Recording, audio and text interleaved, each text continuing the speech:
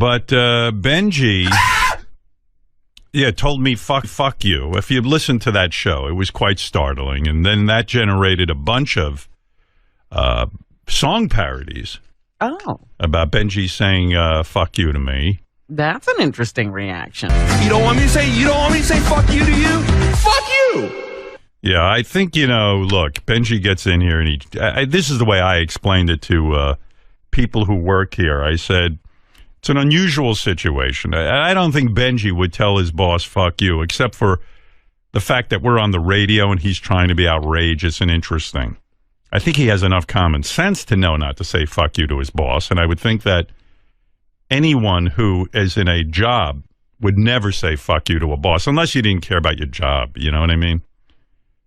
And even if you did, you'd want to get a recommendation. On the way out the door, you say "fuck you." You don't say. And by the way, you don't even do that because you want some sort of ability to get a recommendation from your job. You know what I mean? It's like the worst thing you could do. Yeah, but if you were going to do it, you wouldn't do it thinking you would stay. Because everybody wanted to talk to Benjy about this. I said, listen, Benjy's also on the air and he's trying to be interesting, but I guess so. But I'm telling the kids out there who are just starting out in business, never do this. If you're happy and you know it, fuck you! If you're happy and you know it, fuck you! If you're happy and a lot of songs. Fuck you! Yeah. So, there was a lot of different things generated. This one, too. You're breaking my heart. You're tearing it apart. So fuck you! I mean, so loud and annoying, right? Like anybody would fire him. It was outrageous because it was totally over the top. It was a way too big a reaction to what was going on. Believe me, as bad as I had it in some jobs in radio, I never said fuck you to my boss because I knew that, listen, there's a certain way you conduct yourself. Whenever Fred tells me fuck you, he does it under his breath. I don't hear it. You know what I mean? He's smart enough to whisper it. You motherfucker! breaking my heart. You're tearing it apart. But fuck you! You're breaking my heart. You're tearing it apart. Fuck you! We went, there's a right way to say fuck you, and then there's the Benjy way of saying fuck you, but we went out on the street and we said, gee, you couldn't find a person, really, that agreed with Benjy. Would you ever say fuck you to a boss? Never. Even when he's 100% wrong. Never. Fire him, definitely. And why? Because it's disrespectful. It's so inappropriate. Would you ever tell your boss fuck you to his face? I wish I could.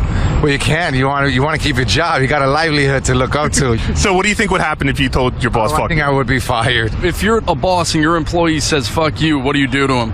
I'm gonna smack the shit out of him and send his ass home and tell him do not bring his punk ass back no more. Why do you think someone would be so rude to their boss? They're fucking ignorant. Like, it's a lot of ignorant people nowadays, and sometimes they need to get smacked the shit out of. I found one guy who said he would say, who said, yes, you should say fuck you to the boss, but listen to this guy. Is it ever okay to say fuck you to your boss? Sure, why not? I know a fucking boss will tell me what the fuck to do.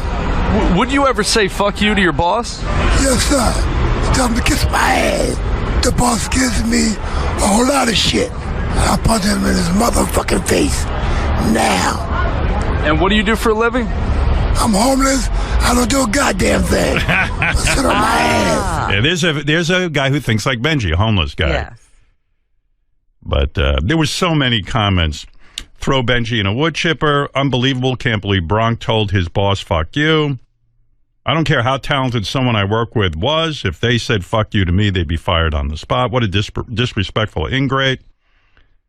How the fuck can Howard put up with that asshole? Fuck you with no consequences. Wow, what a boss you are, Howard.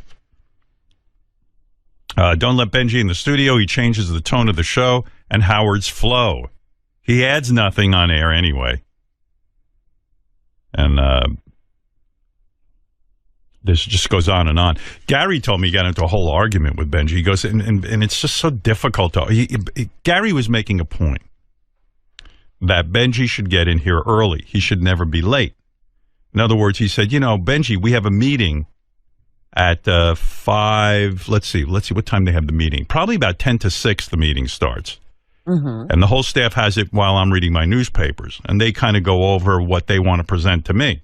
We do have a system here, believe it or not. And Gary said to Benjy, you should be in here early anyway. You should get in around 5:30 so you can be part of the meeting and all of this. Benjy saunters in like... He recently had this conversation. Oh, yeah, just the other day.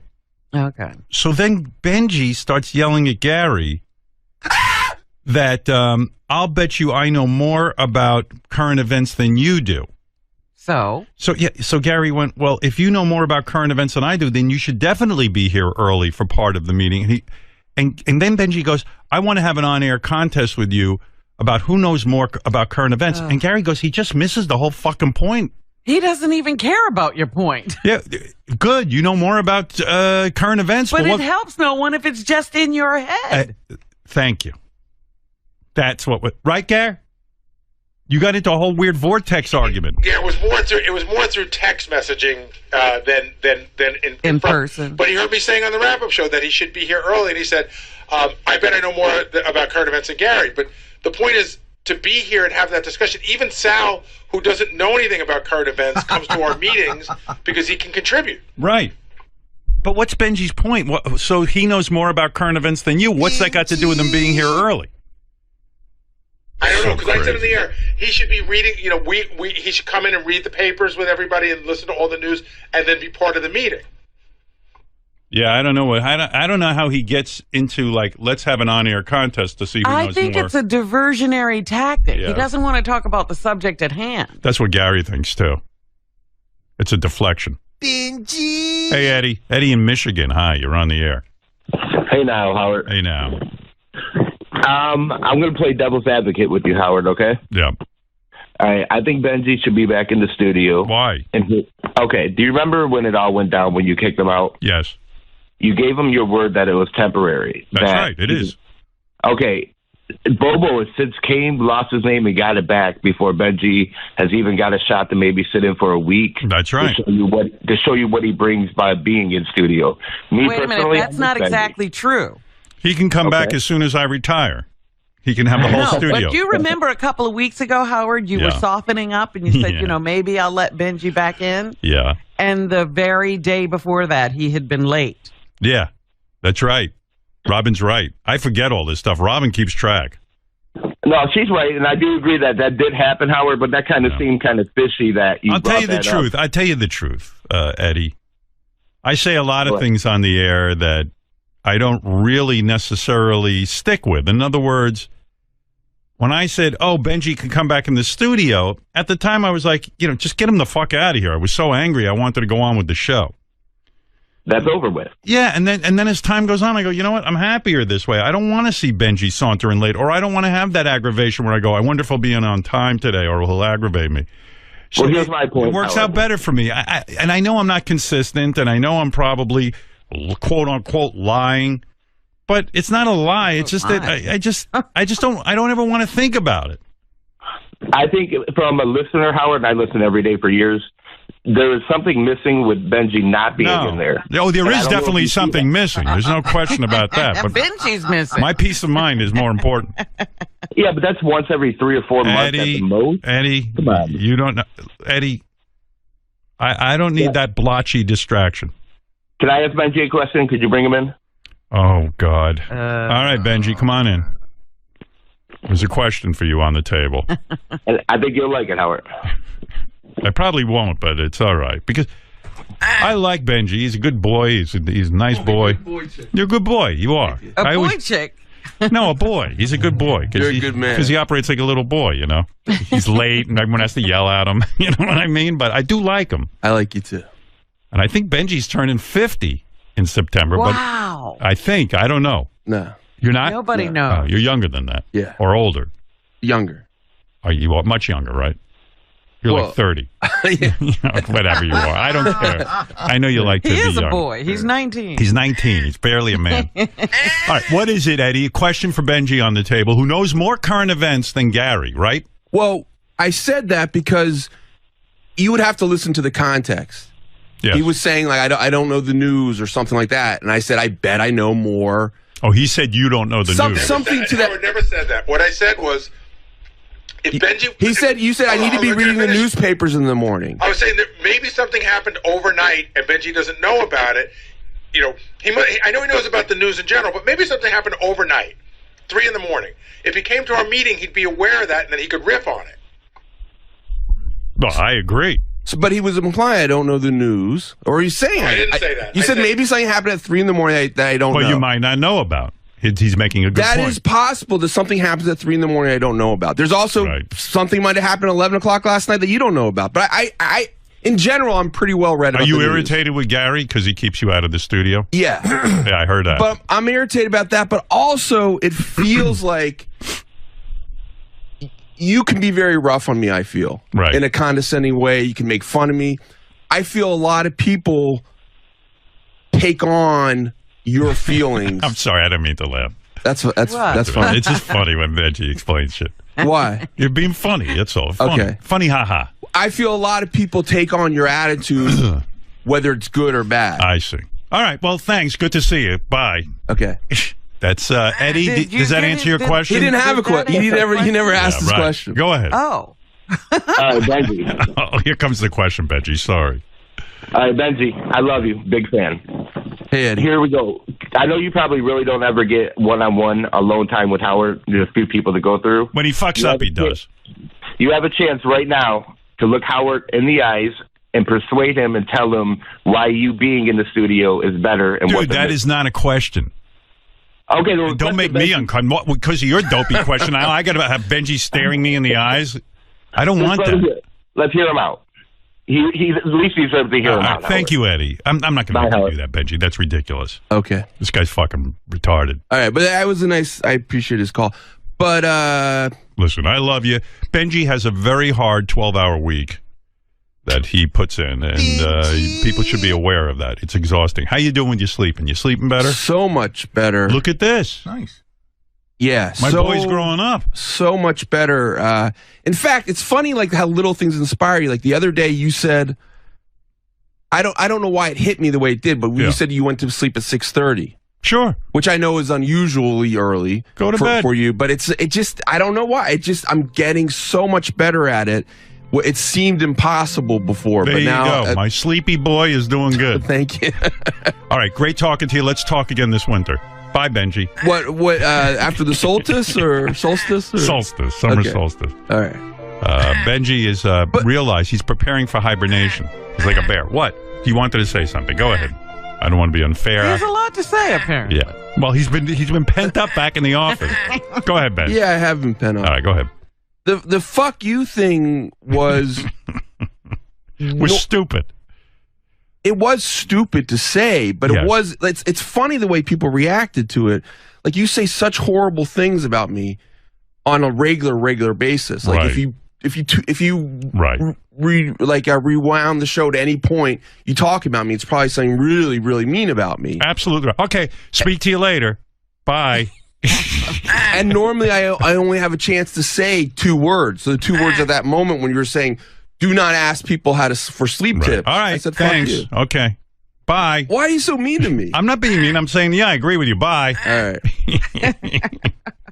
I'm just busting your balls, Benjy. I love the kid.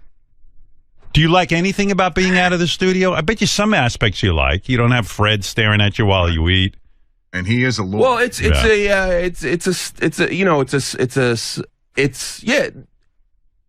Do I really like if I went to the comfort of the room? Is the comfort of the room different? Yeah, I think it's better. No, actually, it's a lot worse with like people walking around talking that kind of thing. Distracting. But I mean, obviously, it's a status kind of thing, right? And it's being part of the show kind of thing. Thank you. Yes, Doug. Hey now, woot woot, woot woot, woot woot. I've heard you talk about this 10 to 6 meeting before. Yes. And it sounds like just about everybody attends but Benjy. That's true. Everyone who works here is there but Benjy. He set up his own hours. Why do you and Gary make it optional for him? Why you know what it is? Like Benjy had a certain workflow before we put together that meeting. And somehow, I don't know, it's like It's become like that's Benjy's job. You can't shift it around. You can't say to him, hey, show up a little early. I don't know. It's just weird. But again, I'm the ball buster. You know, everyone else gets that they should be at that meeting. Fuck you, Hal. Yeah, right. Everything with Benjy's optional. He doesn't want to work in the afternoon, his vacation. It's like, fine. I'm like, Benjy, I've had discussions with him where he tells me he's losing his mind unless he can get sleep. And so I just go, Benjy, work the hours you need to work and we'll figure out something. Yeah, I just like, I give up. You motherfucker! I'm a funny guy. I hate when people self-destruct. Like Jackie or something. Like I said to Jackie a million times, Jackie, you got a great job. Stop looking at what I'm at. You're doing fantastic in life. You got a great place to work. You're making a lot of money. You got prestige. I don't care. You're out to get me. Yeah. You know. So I tried for years to make my point to him, years and years. Then finally I gave up.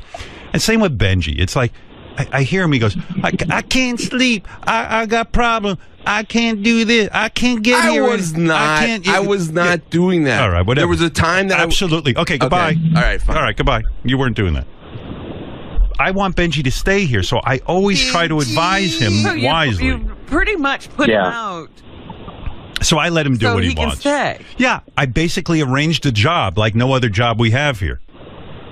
I have night terrors, he tells me. Night terrors? Here's a terror. You got nowhere to go to work. Night terrors. It's called Benjy. You're my day terror. I swear I try to save all my guys. Yeah, you can hear that on the air, too. It's just, you think he'd know what a complete home run it would be. I have friends who have wrecked I have friends who have wrecked their own lives. I've seen it. They go down this rabbit hole where they evaluate themselves on such a high level that they fuck their whole lives up. Yeah. I have friends who say to me, you made your move to Sirius, I'm making my big move. I go, are you fucking crazy? I go, you know, people come to me for advice, and I tell them the truth.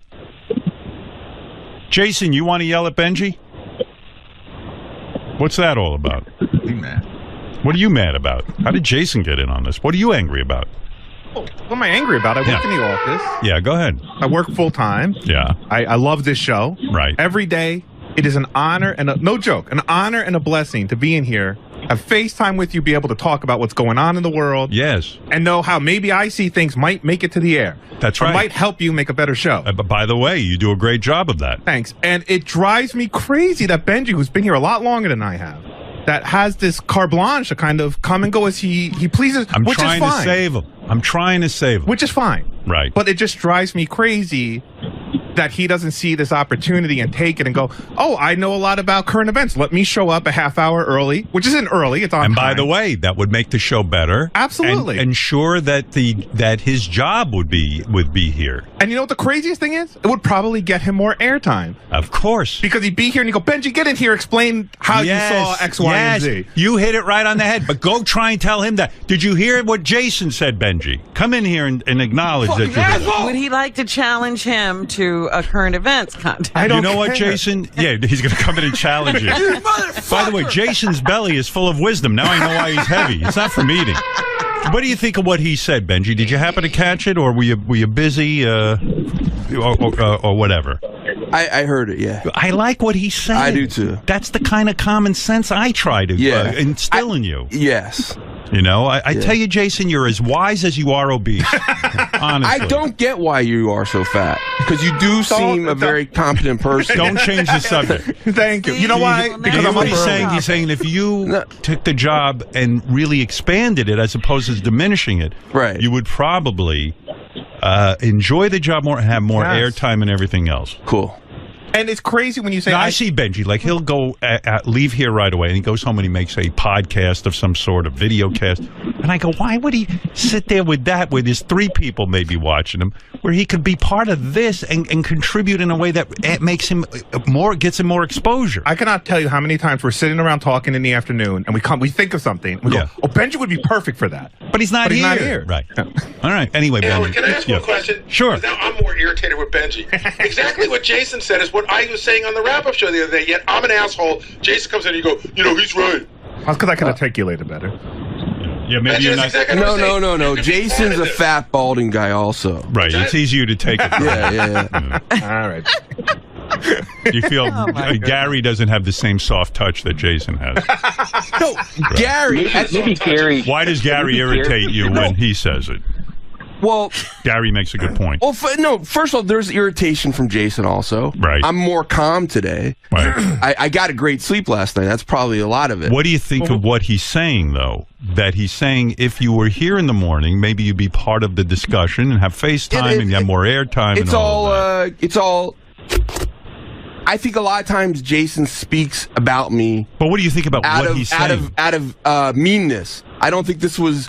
I think this was. But what do you think about what he's saying? I think this was sincere. Right. And what do you think of what he's saying? It makes sense. Oh, it did. Yeah. Oh, okay. And so is this going to have an impact on your actions? Oh my Are you God. going to Wait. Let me ask the caller. Why did you just say, "Oh my God"?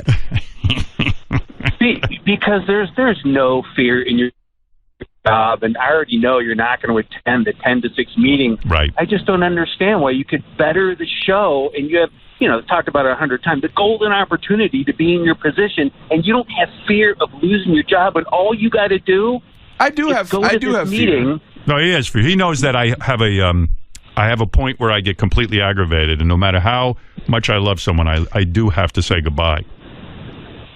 But he's still there, and he doesn't. He's still there, and he is important to me. But you guys were talking about the "fuck you" thing. I do think you're mature on the air enough to in a conversation when you're saying mean shit to me for me to say "fuck you" back. Well, okay. Is that good advice? Who's fatter between the two of you two? Probably I am. You weigh more than Jason. Oh no. Fatter. I'm saying percentage of my body. Right. I think so. I'm looking at the two of you, and Jason looks skinny next to you. It's weird. Now I like standing next to Benjy. The two of you, why don't you go discuss dieting? All right, thank you. Very good. All right, there's Benjy. For those of you who are fans of Benjy. If his actions are going to change as a result of that good advice. I can tell you the answer if you want to know. Nothing is going to change. He's going to go do podcasts. So what good does it do talking to him? Oh, my God. The two of them tried to get out the door at the same time, and they got stuck in the doorway. Hold on. They get stuck? Fred, push one of them out so they can get out the door. I mean, it's wild.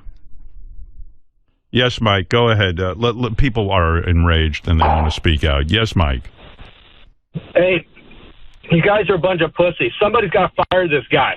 I guarantee he's not the only guy that can do this job. And if you put an ad in the paper that says, full-time job, 12 hours a week, you can make enough to live on in New York, I guarantee you're going to find an applicant. I mean, who gets to say that to their boss and get away with it? Nobody does. All right, fair enough, Mike. David, go ahead. David, you're on the air in Ohio. All right. Ryan, you're on the air in Connecticut. Hey, now. Hey, now. Yeah, I would have fired him right on the spot. I was surprised you didn't.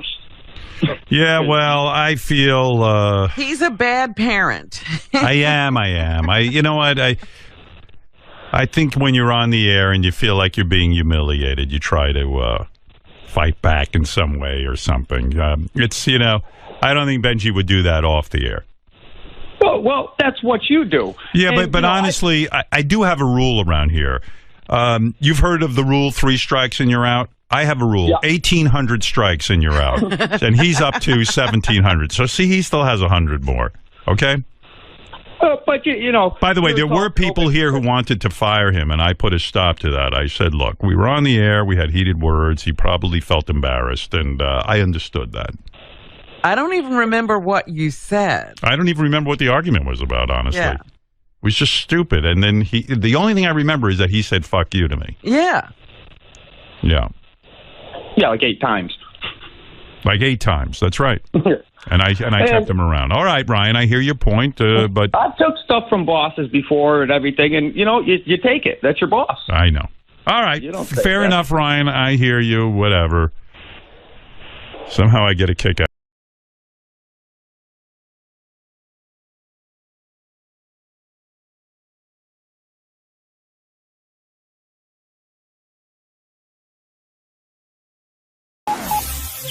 This is the best of the wrap-up show. A recap and behind-the-scenes look with John High.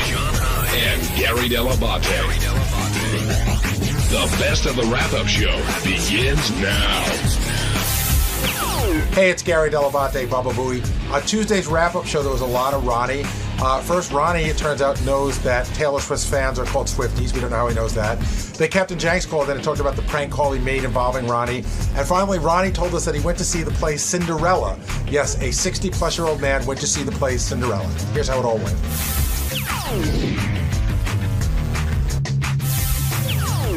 Another argument that we had, sort of, I wouldn't say argument, but discussion we had before the show, and then Howard picked up on it during the show, was about Taylor Swift singing along to all the acts.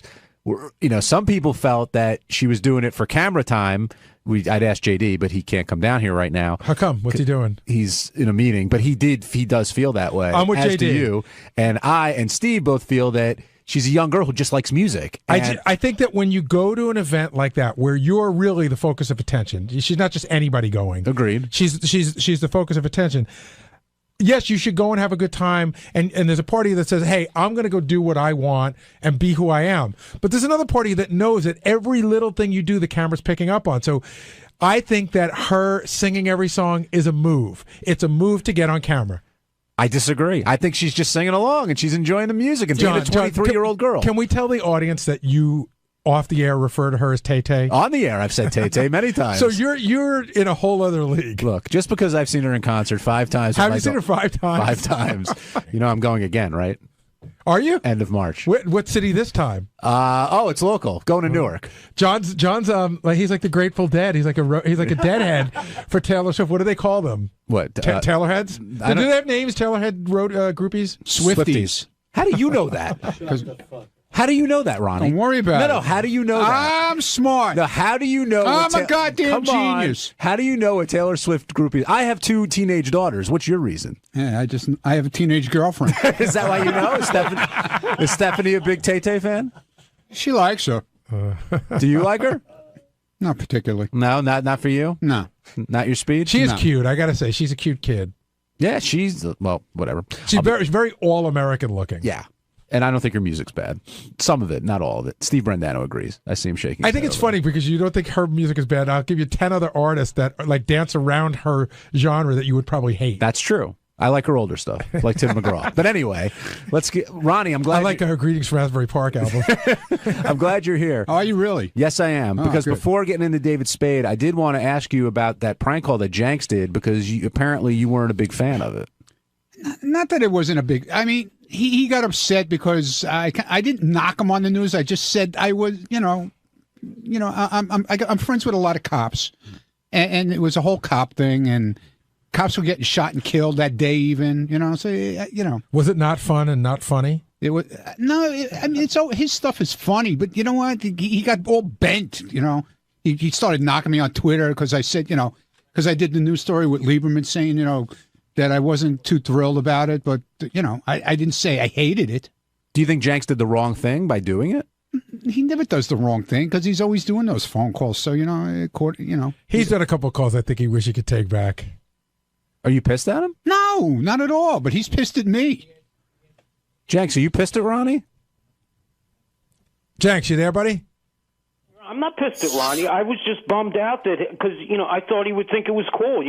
When I did the prank call, there was no reports of anybody being shot or injured. I did it before any of that stuff went down, and but I didn't hear it till that night after this all went down and the cop was shot and then he died. He had already died. And Jackson, in all fairness, nobody had been shot or killed that day. He'd already killed 4 people. But the thing is I don't do this to make fun of a tragedy or to make fun of people being shot or injured. I do it to show that these people on the news, after 25 years, they still can't stop it. They still don't check their sources. And, I let it out that it was a prank call early on. I didn't keep everybody on about it.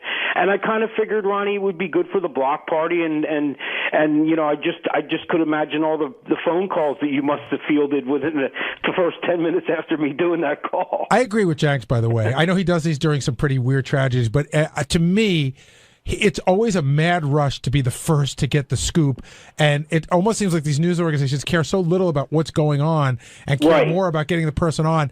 And I agree, most of the time, 99% of the time, it's not a bad thing. You know, there's like one or two that he probably shouldn't have done. Well, Jenks proved that, I thought, with this call. Jenks, she would have talked to you all day. What's that? She would have talked to you all day, it sounded like. Yeah, but I kind of got nervous because, again, I was thinking, well, you know, if there are people, if you would have watched it that day, you heard that the reporters and everything, they were getting in the police's way from doing their jobs. So, I mean, you know, me doing a prank call to that show was probably just, you know, I think, you know, was just comical. It was just to show that these people were so willing to put anybody on the air without checking any sources that you know, I mean, I could at least get through and do it. I just didn't want to string anybody along. You know where I thought Jenks used to shine for me? Jenks, what is the Philadelphia version of, I guess up here, it's called the DOT. What is like the Department of Traffic, like the roadworks people? What are they called? Right. It's called PennDOT. PennDOT. Every single snowstorm, he would call as the head of PennDOT and always get on. And I would think, how do these people not know who that is and what his number is? And he would they go, now from PennDOT, we have this guy. They put him on. Jenks, you're a master of your craft. But Ronnie, you're not mad at me. No, right? I never said I was pissed. I just said, you know, if you listen to Lieberman's story, I never said I was pissed. You weren't pleased, though. But I just wanted to make sure you didn't have a problem with me because I'd be bummed out. I was bummed out that you didn't like it.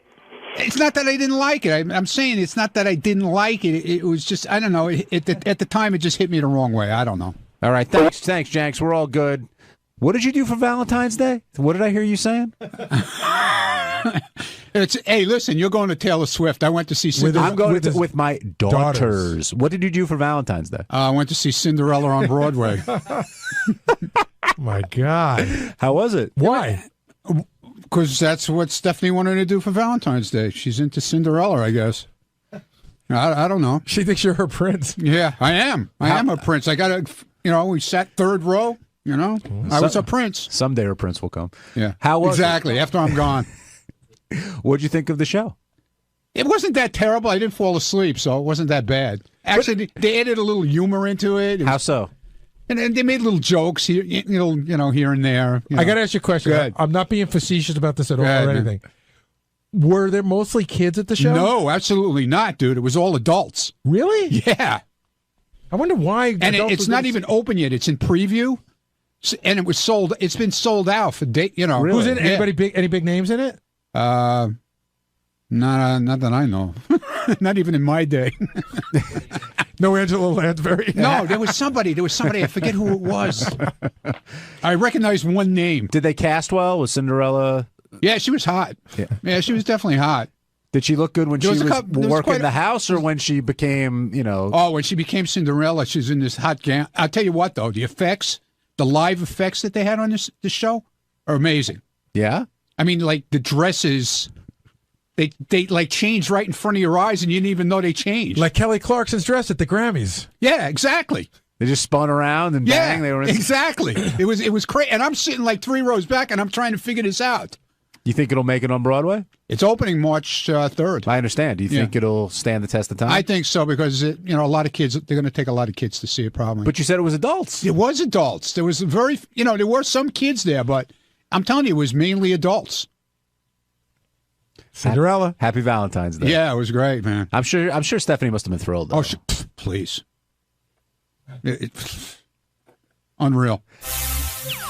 On Wednesday's wrap-up show, we talked a lot about Mark Cuban and him entertaining Shark Tank pitches from the staff. So Richie Wilson came in with his winning pitch, but Tim Sabean came in with his losing pitch, and Scott DePace came in to explain why he didn't pitch at all. Lots of fun, as always, on the wrap-up show.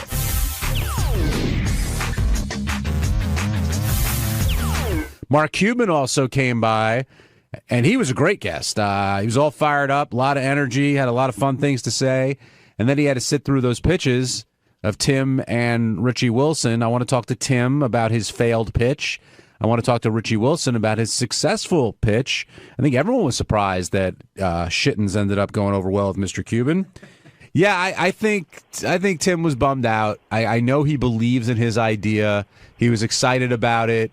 I wanted him to pitch his other idea, which is a leash for a television remote. I'm sorry to give that away, Tim, but You're talking about the thing like whenever you go to the shittiest hotel in the world and they have the leash on the remote control. Gary, like don't let him know that. But his app to find, clean places to go to the bathroom, I know it exists, but apparently Tim's is a little bit different, but we really didn't get to learn the details because Mark Cuban shot him down pretty quickly. He went, eh. Yeah. Do you think that in Tim's pitch it was necessary to tell Mark Cuban, a guy you're A, trying to get money out of, and B, a complete stranger, he could have just said, hey, sometimes you got to go to the bathroom. He didn't have to tell him that he shit all over the wall. That's what makes Tim, Gary. He didn't have to tell him, but he wanted to, add some color to the story and get him interested, and I understand that. Tim came to me afterwards. He's like, this app is going to kill. He's got it under control. Yeah, get Tim down here. I want to talk to him about this app. Did you know he put $8,000 into the app already? He told me 4, but it's going to take another 4 to get it to where he needs it to be. Oh, okay. So I figured it was the other way. He said 8, which means he's probably put like 16 into it. No, but the thing that I didn't know how to say this to Tim because even before he went in, I was getting texts like crazy or IMs like crazy that there's like 50 apps that already do this. But Tim was saying that they're not interactive, but I haven't seen them. I would think they would be. Yeah. In other words, if you're going to go look for a bathroom, it would seem like you just Instagram a picture of a clean bathroom. Richie Wilson, though, has put 8,000 less into his idea, and he got the endorsement from Mark Cuban. And I saw out in the hall, you guys were buddying up. Is this gonna happen? I put 8 minutes into this. That's all it was. Yeah, quick little idea, and he liked it. He was really cool about it in the hallway. I love the idea, by the way. As a frequent user of Man Groomer or whatever you call it, it's a great idea. Were you surprised that he went for it like that? No, because everybody I spoke to said it's a good idea. Like I haven't heard anybody, no pun intended, take a shit on it. So what are you going to do? I'm trying to reach out to companies now about having it manufactured. I'm looking for, and if a company's interested, get in touch with me. And Rachel's at home right now. She's looking up manufacturing companies. Here's your problem, though. What about all the other people out there listening who are doing the same thing? I totally know that, but listen, it's out there. I knew that going into this, that I'm putting it out there. Did Richie copyright it in any way by doing it on the show? Can he take this tape and document this date as... Yeah, I mean, it serves as some type of copyright, but if I'm the manufacturer, I thought of that 2 years ago. Right. Yeah. And we've been working on it ever since. But you have to have proof of that, though. But that was exciting. I mean, look, he took you at first it was kind of goofy, but then a couple minutes in, he was taking you very seriously. For the simple fact, he didn't tell me to get out like he told Tim. Yeah. And he said that, and when he said there is something there, like I almost skipped a beat, man. I was like, this a billionaire businessman liked an idea that I pitched him, and Ronnie told me he was laughing about it and loving it all the way down the elevator. He was cracking up. Even if you don't get a dime, at least you get that satisfaction of knowing that he endorsed your idea. Yeah, and he told me in the hallway, he said, you really should try to get on the Shark. He said, you really should try to come on. Oh, so get on the show. So as soon as if he would have been here with people, I would have asked him, is there a number? How do I get in touch? But I didn't want to ask him, like, hey, give me your email address. Are you going to change the product name if you have to get on Shark Tank? Because I don't know if they'll let you go on. I would do a Shittens brand, because for like a guy, like a hunter, they would love to use Shittens in the woods. Like, that would be great. But I would have to change the name, somehow. You got to change the name because the place you need to sell it is to moms and. I'm not talking about that. Like, you can't get into Kmart or Target or unless you put BJ's like the pound sign and percentage or whatever, tens. You know what I mean? That's actually a better idea. Yeah, but even some of those places won't deal with that. That got me 3% of the company, by the way. You're in. You're in. You have 3% of nothing. I appreciate that. The other thing, I know other people were upset, Gary, because they wanted to pitch and didn't have the opportunity to do so. I know. We had I think we had 5 people out here altogether. You know who was supposed to pitch and declined to pitch was Scott DePace. And what had happened was basically Scott DePace told me yesterday, I no longer believe in the video caddy, in a sense. He said 19 years ago, great idea. 9 years ago, great idea. He goes, things have changed. Everybody's got a camera on their phone, so I don't believe it anymore, and I'm not going to come make a fool of myself. Wow. Well, I also know this morning he was saying he didn't know about this segment until yesterday afternoon. Right. So he didn't. Well, that's okay. I mean, I think he wanted some preparation or to have a pitch. For somebody who's been working on for 19 years? I'm surprised. I mean, he's got a lot of pride. I know that, and he believed in that product for a very long time. Technology's changed. But for him to admit that, that's a big step. Now, do you think he did it just because he didn't want to do the pitch? I think he did it because he's out of video caddies and it doesn't matter anymore. I don't know, Scott, if you're still selling them, let me know. But I think I remember him telling me he sold out. I mean, the video caddy is 5 times bigger than the iPhone. Yeah, but you could still, you got the brand name. You can make a smaller or iPhone caddy, iCaddy. You could do something like that. We're all geniuses here when it comes to this entrepreneurship. All right, Scott DePace, you weren't able to. I didn't know you gave up on the video caddy. That was news to me. Gary just told me that. I sold the last video caddy 2 years ago, maybe. How would we know? How would we know that? I told you guys. I mean, it's quite obvious. I haven't had the website up for a year and a half. I don't know because I check the video caddy website every day. No, it's funny. I mean, I just didn't know. I didn't know. At some point, it was definitely out there. I know it's not on your radar, but you knew at some point. Trust me. I said I wasn't doing it anymore. You're extremely entrepreneurial, though. It surprised me that you didn't pitch today.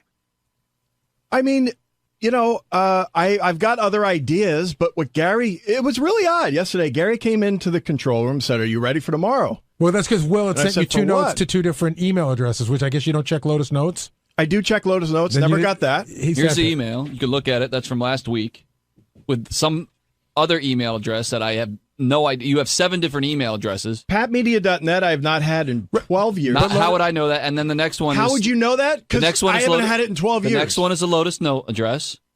Scott? I swear to God, I did not see that. I do see it here, so I'll have to go back and check. But I did not see But again, when I type in your name, and this is a bigger issue, but people have all these outstanding email addresses, and how are we supposed to know what email accounts are active? We're all Lotus Notes. Then that's what we do. We use Lotus Notes wait only. a minute, That's fine. Wait a minute. So I had an email address that changed about 6 months ago. I didn't remember which one it was. I let our IT guy know. I let Tracy know. But I can't spend 25 minutes looking up trying to find your old email which says what your new email address system. is. But that's not how it works. You know in what? Lotus. It's a bigger issue. That's actually a Lotus Notes What issue, else can I do? But anyway, if you had an idea to pitch, would you have pitched something if you had more time? I have plenty of ideas, but I wasn't really prepared. I didn't know exactly what was going to happen. I didn't know whether I needed to have artwork and all this stuff ready to go. If it was just an idea, yeah, I've got ideas, but I didn't think that he was going to take anything seriously today. But he took Richie's idea very didn't. Yes, he did. That idea is horrible. Oh my God, you're so jealous. He totally took that idea serious. Is horrible. It is not. You're not horrible. really going to do Jealous. it. You're not going to do that stupid Scott, idea. you really don't think he took that idea a tiny bit serious? I think he took. I think he was on the show and he wanted to sort of, but then why no. didn't he take Tim's idea serious? I think he did take Tim's idea seriously. He assessed Tim's idea, Right. said it had been done, and said goodbye. He listened to Richie's idea. He said you've got something there. And I don't think he was doing it to be a nice guy. I wouldn't invest $1 in that idea. I mean, But you don't have a dollar like him to give. A wife would do. You sure I do. A wife would do just as much as a glove. How do you take the glove off? I don't know. To me, But that's the best thing about Shark Tank is they really don't care what the idea is. Can it make money? It makes money. If Richie proves that Shittens is a moneymaker, he'll invest. Why wouldn't he? For the guy that made Post-its, he said, "I'm going to put glue on the back of a notepad," and people would have said that's stupid, and they made billions but off you it. can't just. Fail. It's the same type. Why are you so frustrated by this? I'm not.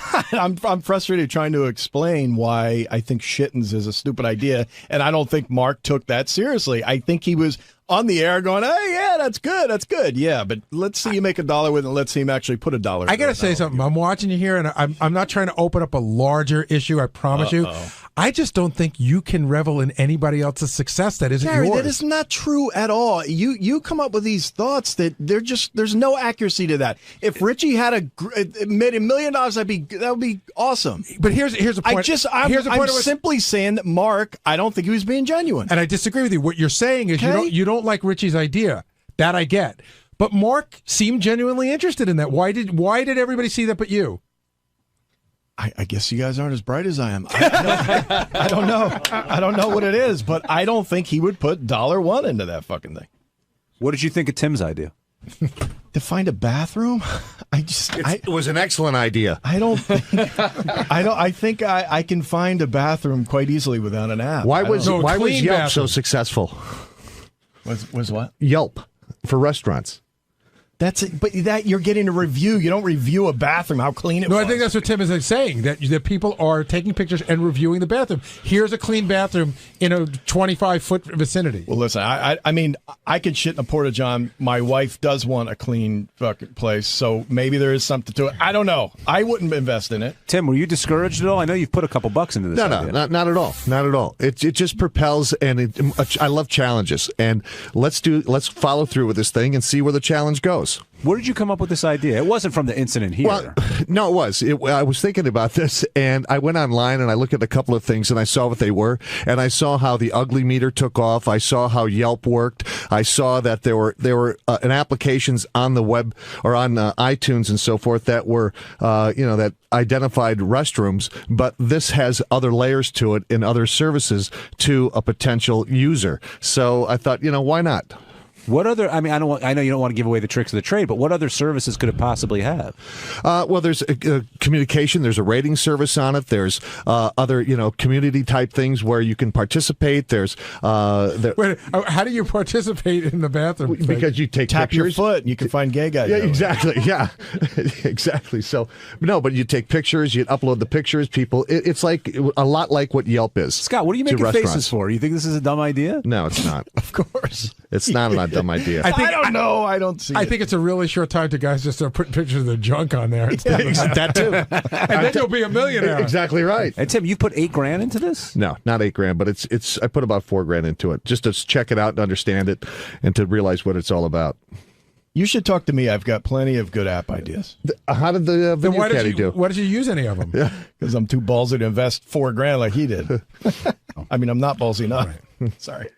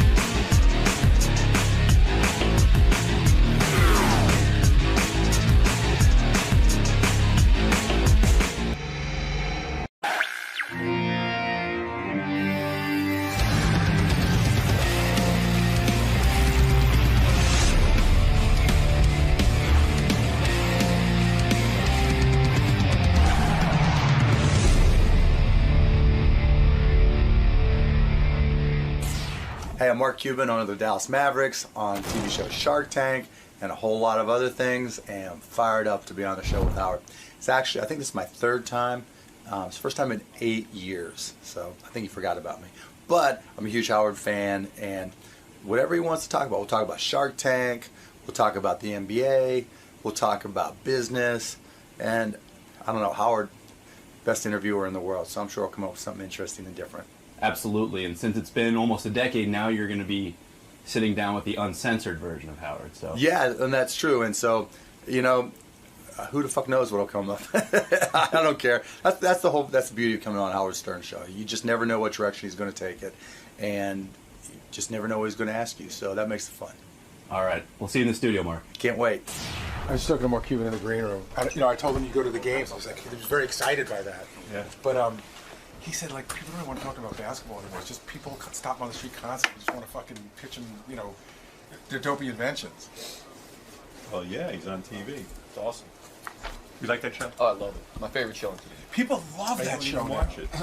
It's American Idol. The guys are so fucking smart, Howard, and savvy, and they know their shit, and they call bullshit. So it's a great show. Right, because they're businessmen. Yeah, that's what it is. They don't care about the idea. They care if it's making money. That's it. Right.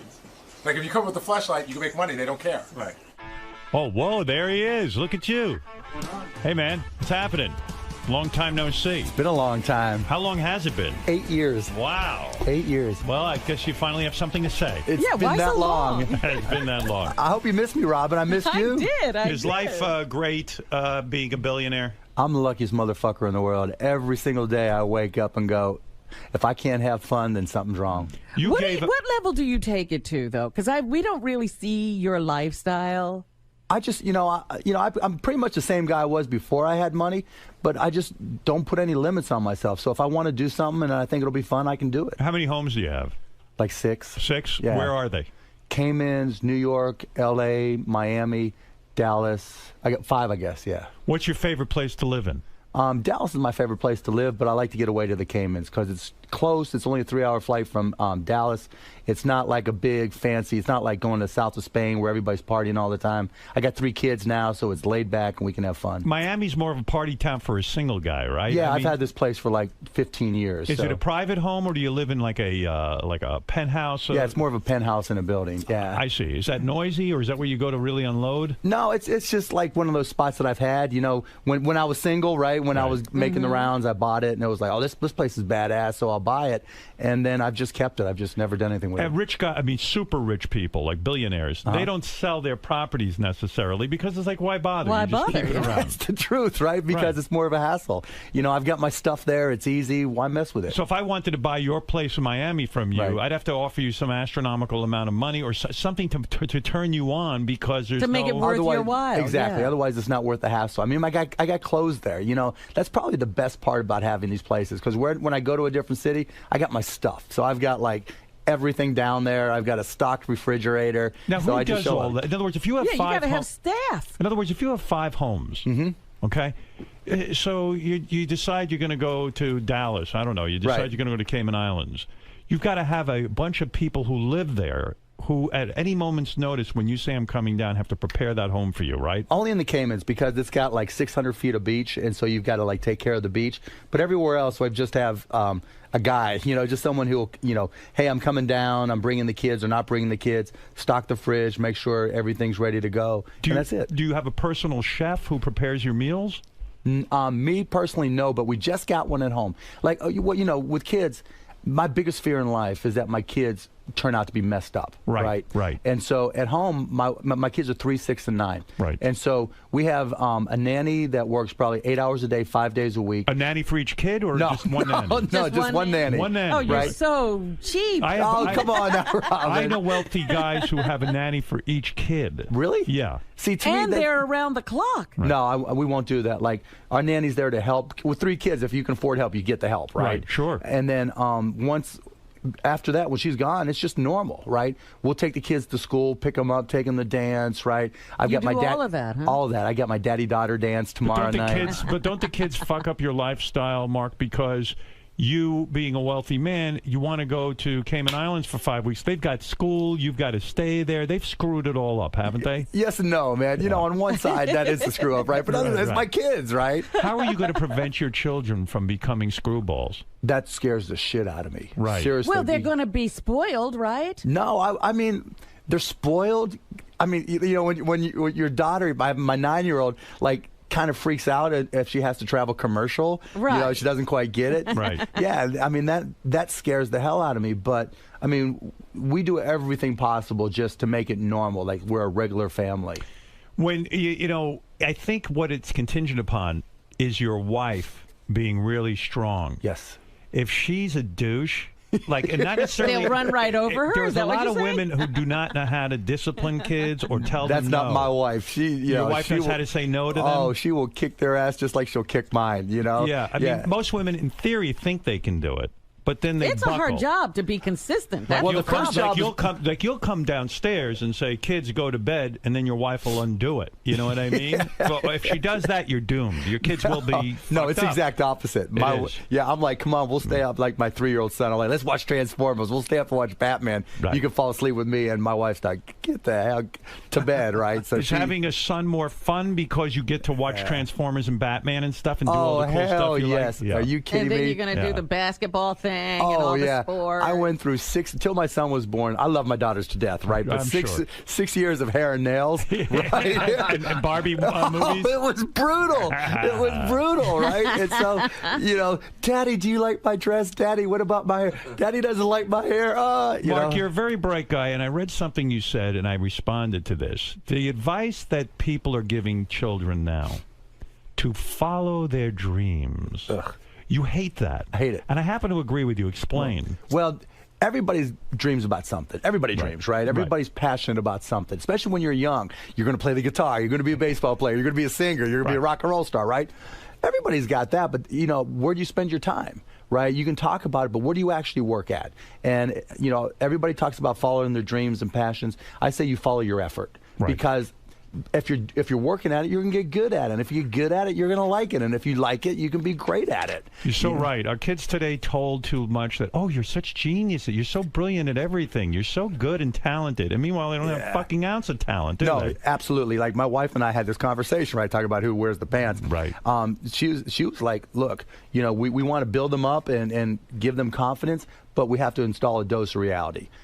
So if my daughter can't sing, you got to tell her, you got to keep on working at it, right? It's not about saying you're good when you're not. You've got to have a dose of reality, and that you're right. It hurts kids. Billionaires who I've seen who actually raise kids who are not assholes.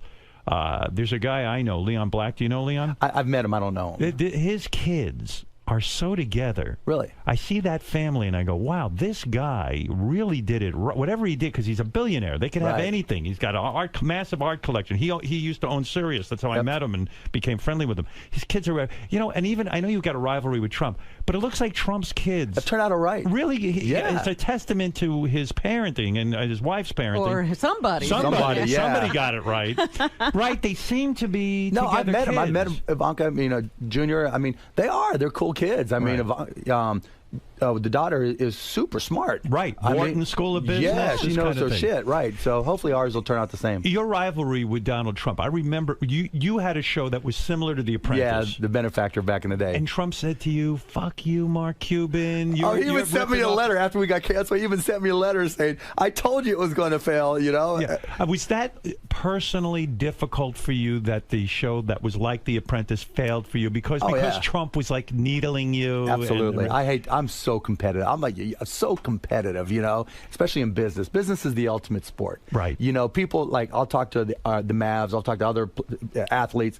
I'm like, you think you got it hard, right? You compete for 48 minutes or 60 minutes. You practice a couple hours a day. Right. In the media business and all businesses, it's 24/7, by 365, by forever. And there's a 12-year-old and an 80-year-old trying to kick your ass, right? Right. And so anytime I lose, I'm so competitive. It just killed me. Do you go through a depression of sorts when something like that happens, when a failure occurs? And you're not used to failure. No, you've succeeded in your life. You've made a tremendous amount of money. You've been successful in business, and you're having a fun life and an enjoyable life. But when a failure occurs, how do you deal with that?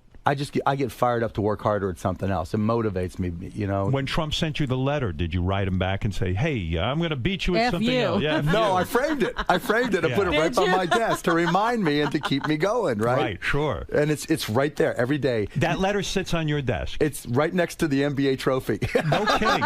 That's no lie. So does it represent the highs and the lows? It just represents I don't like failing, and that because you know what it's like, right? In any business, there's just those mornings where you're just dragging, right? And there's just those moments where you're not at the top of your game, and you just need something just to fire you up, and that's there. The NBA trophy.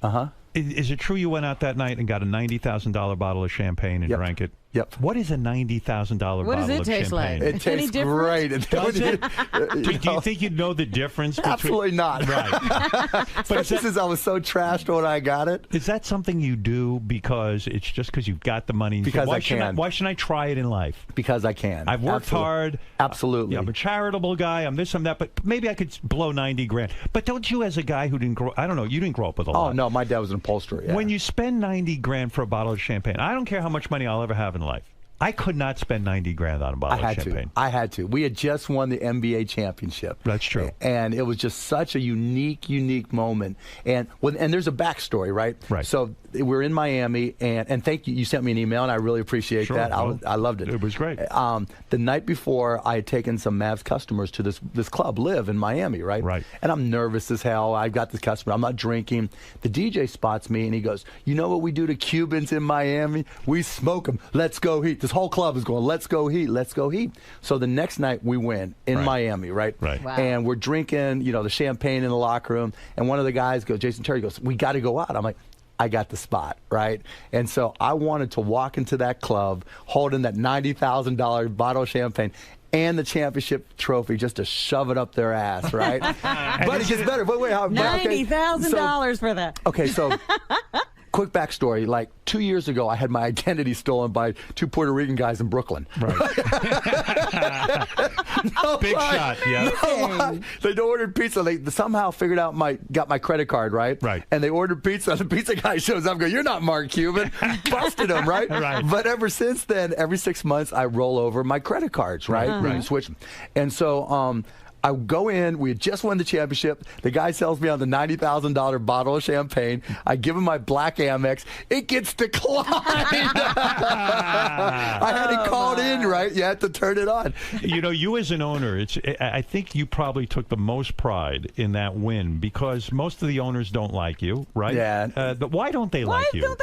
Because you're flamboyant? Yeah, it's changing some. Like, because the old school guys didn't like me, but they're selling the teams or dying off or what. Yeah, but so there's a newer generation of owner now who kind of looks up to me because I've been doing it. Entrepreneurial. Yeah. You're out there meeting the fans. You're doing your thing. No, it's like, look, if it's your company, people better know how to get a hold of you, right? I mean, it's your deal, and you represent it every minute of the day, and so they didn't like that. But now it's kind of changing, and then now it's like, are you going to be the next Mark Cuban as an owner? As a spectator, I love watching basketball. I don't follow it like as precisely as most people, but it is some sport you to watch. You don't follow it, Howard.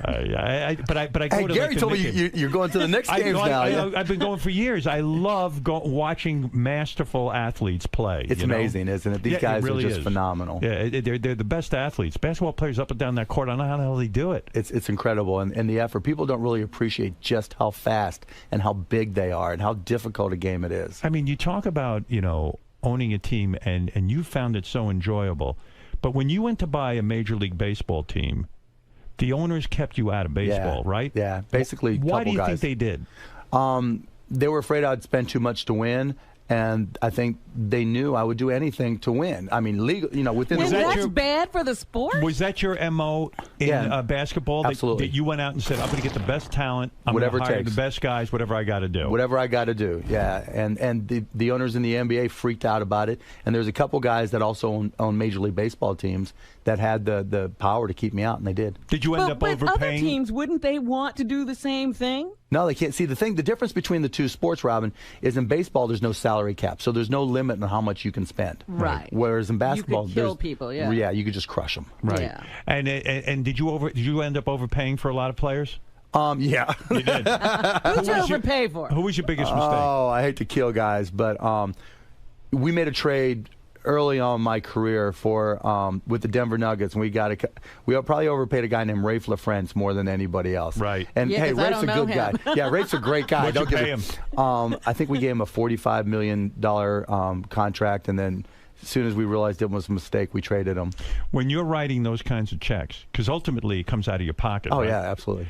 Does that scare the shit out of you? You start to wonder, I know I've got $2.5 billion or something crazy that, but you say, hey, that can also run out too. I mean, these guys can go through money. Yeah, they can go through money. Did it get scary? Yeah, it's gotten scary, but not so much on the money as it is on the wins and losses, right? Yeah. Because the way it works, you only have 15 players, so it's not like baseball. You can just get rid of one and bring in another. Right. So if you're stuck underneath that salary cap, you're stuck. Right. And so that scares me as much as anything because, I can always bust my ass and figure out ways to make money, but winning in the NBA or any professional sport is hard. Because after you make $2.5 billion, and we'll go into how you made that money, but after you win $2.5 billion, you should didn't probably, win it, he made it. I mean, after you made it, you should really say to yourself, hey, fuck it. I'm never going to work again. I'm not going to take any risk. I'm going to just live off the interest of this That's money. exactly what I said to myself, that I couldn't do it. You wanted to be a guy who was relevant in the NBA of all things. I just want, you know what? Okay, so I was a Mavs season ticket holder before I bought the team. Right. And I would just go to the games, be a fan, and they sucked. Right.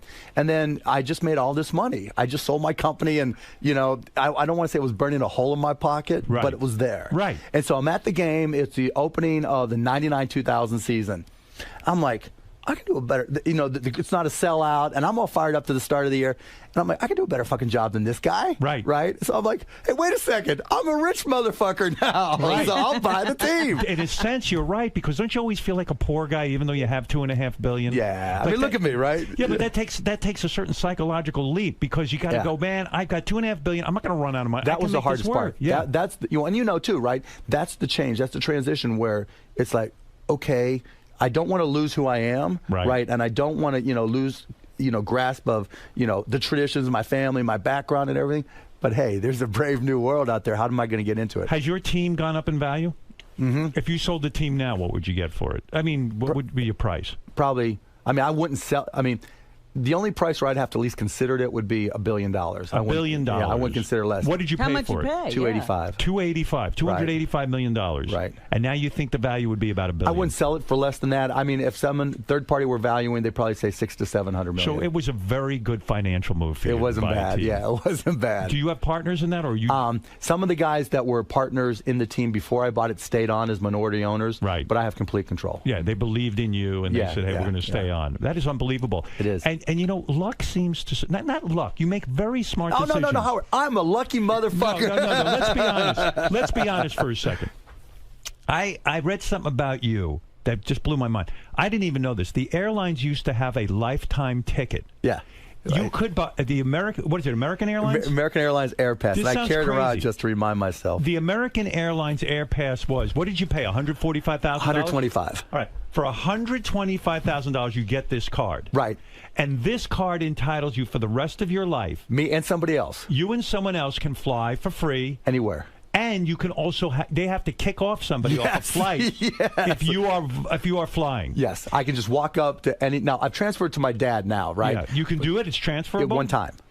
Wow. One time, right? So I transferred to my, but because now you fly private. Right. I was 29 years old when I bought it, right? Yeah. And I used to walk into clubs. You had $145,000 to blow on an airline. Yeah. Pass Well, see, my first company I sold for $6 million, and I was 29. What was that company? It was called Micro Solutions. We did local area networks, wrote software, technology type stuff. Right? Okay, so you had $6 million, and even still, you said to yourself, "Hey, that's a good deal. $145,000 for the rest of my life. I can fly an American Airlines. What a dumb fucking move, right?" Yeah, $145,000. Well, back then they just wanted corporate accounts, right? And I remember, so I just sold that company. I was 29. My buddies, "What do you do? Buy a car, buy a house?" I'm like, "Nah." We're sitting at one of those old school steakhouses that have the phones there, right? Yeah. So I'm like, "Bring me the phone," right? I'm fucked up out of my mind. We're doing shots. I'm like, "Hello, do you guys sell lifetime passes?" And they're like, "Yes, let me put you through." And so the next day, hangover and all, I bought one, and I would go out with my buddies. One time, one of my buddies like, "Oh, Mark, your 30th birthday's coming up. It's the Olympics. Let's go to Barcelona." I'm like, we just walked right to the airport and went right to Barcelona. How many people do you think in this world bought an American Airlines Air Pass? I don't, maybe too many because they stopped selling. They stopped the program. That's what I'm saying. I mean, it's a really dumb thing for them to do. Yeah, I remember sitting there going, "Okay, maybe it might cost me 12 cents a mile, what a deal." So well, I remember there used to be a Vic Tanny. Ever remember them? Yeah. They were like an exercise place, and they would sell lifetime memberships. They went out of business because you can't. You gotta renew these things. Prices go up. I mean, the price of gas now and fuel. I mean, it's crazy. This is crazy. It's crazy. And I loved it. I mean, literally, I would walk into clubs, and I would be, talking to some girl, and I'm like, "Let's just go to Vegas." Wow. You must have been getting laid left and right. I was having fun. Absolutely. And the weird thing is that they have to guarantee you a seat also. Yep. And what happened? One time you went on and they threw off a very famous person. Yeah, for Magic you. Johnson. Magic Johnson. Huh? Yeah. What, are you kidding? Now, he was in other words, because you had this pass. Yep. They had to throw someone off. And he got the low stick. He got the small stick. Did Magic Johnson realize you were the guy? Oh, no, he had no idea who I was. But you saw him going on. Oh, obviously I know who Magic Johnson was, and right? You must have been like, "Holy shit." Yeah, I'm like, no, with the blonde, right? And I'm like, yeah. Get the fuck out. Yeah. Excuse me, sir. Yeah. What a great story. It was great. It was a story. Does he know? Does he know? I've said it to him, but he don't remember. Yeah. Yeah, he's not going to think about it. But do you get to pick who gets kicked off? That would even be better. Yeah. Another 20 grand. For that. Money is a good thing. Money can buy you happiness, can't it? You know what? If you're already happy, it can make you a whole lot happier. You seem very happy.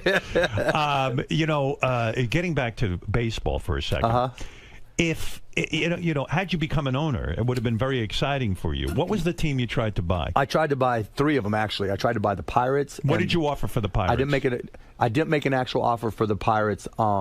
because I talked to the guy, he said he wouldn't sell. Because I grew up in Pittsburgh. Right. And then I tried to buy the Chicago Cubs. Right. And the guy who owned the team at the time was a guy named Sam Zell, who bought Chicago Tribune. Right. And we were talking in the $800 million range. I said, okay, that's legit. Right. But I said, I don't want to go through this whole crazy process. I'm like, just sit down with me and we'll do a handshake deal and work out a deal. He wouldn't sit down, and so I made an offer for like $800 million, and somebody paid more.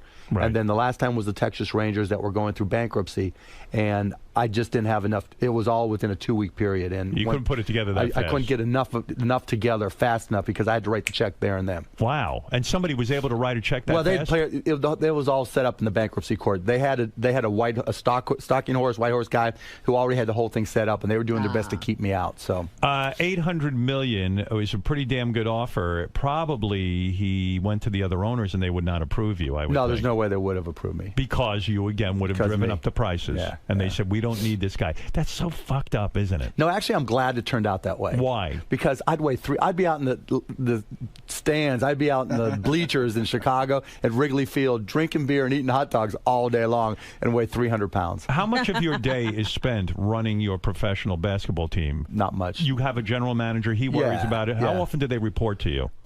It just goes in streaks. So, like, right now is the trade deadline's coming up tomorrow. Right. And so we'll talk all day today and tomorrow. Right. And then during the summer, same type of thing. We'll talk all during the summer because of free agency. And why do you want to talk to them? Because you want to know what your budget's going to be? You want to know, hey, how much do you guys really want to spend for this guy? Well, I'm more involved in that, right? It's not just about the money. It's like which players, what's the goal, what are we trying to do with the team? And, it's like a stock portfolio. Even though your broker may be the guy, right, you still have to understand and make the final decision. So I have to make the final call. Do some owners stay completely absent from that kind of thing? Yeah. They do. They just say, here's a budget. But and my guys already know me, right? It's like, because right now we won the championship, and then we had a lot of older players, and so we let some of our guys go, and we're not rebuilding, but we're regrouping under the new collective bargaining agreement, and so now is a more difficult time for us. So it's more important decisions. So I'm more involved. If I'm a GM, do I want an owner who's like you, or do I want a hands-off owner more? Depends what kind of budget he gives you, I guess. Right. But I mean, if you have an unlimited budget, then that's what you want. Do you have an unlimited budget? No, because with the new NBA rules, you can spend if you spend stupid, you can't fix your mistakes. Like they just changed all the rules within the past 18 months after we had this big lockout, right? And so in the past, when you made a mistake like Rafe LaFrance, I could just trade it away and just spend more and fix the problem. Now you can't just spend more to fix the problem. What's in your mind the number that a budget should be for your team this year? Well, now because of the rules, we'll only spend, I think, $60 million in salary, which is the lowest since I've been there. Yeah. But that resets us to go out and spend more. So the way the new deal works is you have to take a step backwards for a year, maybe 2 years. Then you can start spending the money again because you have room to spend the money. So it just changed. Don't you think with the hit show Shark Tank, you've had your revenge on Donald Trump, that you're now part of a hit show? The show's a hit. Oh, it's killing it, and we killed The Apprentice now. Did you write Donald? Oh, I did. I told him. What did you write? What was the note? Oh, I just tweeted him, right? I said, hey, Donald, look at your numbers, look at our numbers, and you decide. And did he respond to that? No, he didn't. He did not. Look, I love to pick on Donald, but because he fights back, right? Right. But I like him. I actually do like him, but I just like to pick on him. He's an easy target. Let me understand something about Shark Tank. It's you and a couple other guys. 4 other guys who sit there because you're rich guys. You actually would put up your own money. If you hear a good idea, you will invest in it. Our own money. How many ideas have you invested in? I don't know the exact number. I think 10, 12. I don't know the exact number. You took your own money and you said, hey, that's a great idea. Yeah. Have any of them made money? Yeah. Oh, yeah, all but one. One's breaking even, one's gone out of business, and the rest are making at least a little bit more. What is the idea that went out of business that you thought was going to be good? It was a company called Toy Guru. It was Netflix for toys. So you know how when you have young kids, they fall out of love with their toys every 2 months, right? Right. So you paid this company $35 or $40 a month, and they would send you $300 worth of toys in a big old box. Right. When you're bored with them, you send them back, they disinfect them, and they send them to someone else, and they send you a whole new batch of toys, so your kids get new toys every couple months. Right. And you just swap them out all the time. And we used it at home, and my kids loved it. Yeah. But the lady who was running it just, she couldn't get her act together. She didn't know what to do. She would, we would sit down and talk to her and say, okay, do A, B, and C, and business will grow. And when she would do it, things would go well. And when she wouldn't, she'd lose customers. So how much money do you lose on a deal like Toy Guru? Toy Guru lost $100,000. $100,000. Yeah. But that's okay because you make it up on these other businesses. More than make it up. What's the best one you invested in? The best one so far, there's been 3 or 4 really good ones. The best one, it looks like it's going to be this company called Surfset Fitness. Well, go ahead. These guys, hockey player and his girlfriend in New Hampshire like to surf, and you can only surf for a couple months, at most in New Hampshire. That's right. And so he took a surfboard, and when you go to the gym, they have these Bansu balls, things that you can work on your balance and everything. Yeah. Right. So he reconfigured something like Bansu balls, put it under a surfboard, tied it all together, and recreated the effect of surfing indoors. Wow. And so he made it into like a formal product, and he sells them to gyms now, and gyms teach classes around these boards. And it's almost like Zumba, where the gym buys 10 of these boards, and every class they charge like $25, $30 a class, and he collects money when he sells the boards and every time they teach a class by a certified instructor. And so he did, maybe when he came on the show, he was doing $18,000, $25,000 a month. He'll do $5 million this year. Wow. And his margins are 30, 40%. Wow. Easy. And they can keep on going up from there. Hey, let me understand something. If I want to learn how to surf, do you think that I could sort of master the technique by just using the board? Yeah, absolutely. And then I have no danger because I've You always won't wanted. fall in the water. I've always wanted to surf, but I'm 59 years old. I don't want to kill myself, and I don't want to get eaten by a shark. It's good and bad though. So I went and did the class, right? Yeah. And so I'm 54, right? So I'm getting confident, right? And I do this little jump, right? And we're filming an update for Shark Tank, and I got too cocky. My legs went out from underneath me, and they got me just busted on my ass, right? Oh no! It was crazy. Yeah, but you can kill yourself. It's surfsetfitness.com, so you can check it out. So some of these things, so that's going to make some money for you. That one's making me. Another related one, different company, but a guy, towerpaddleboard.com. Have you seen stand-up paddleboarding? Yeah, it's huge. Oh, he's killing it. So these guys went from doing $18,000 a month. They did.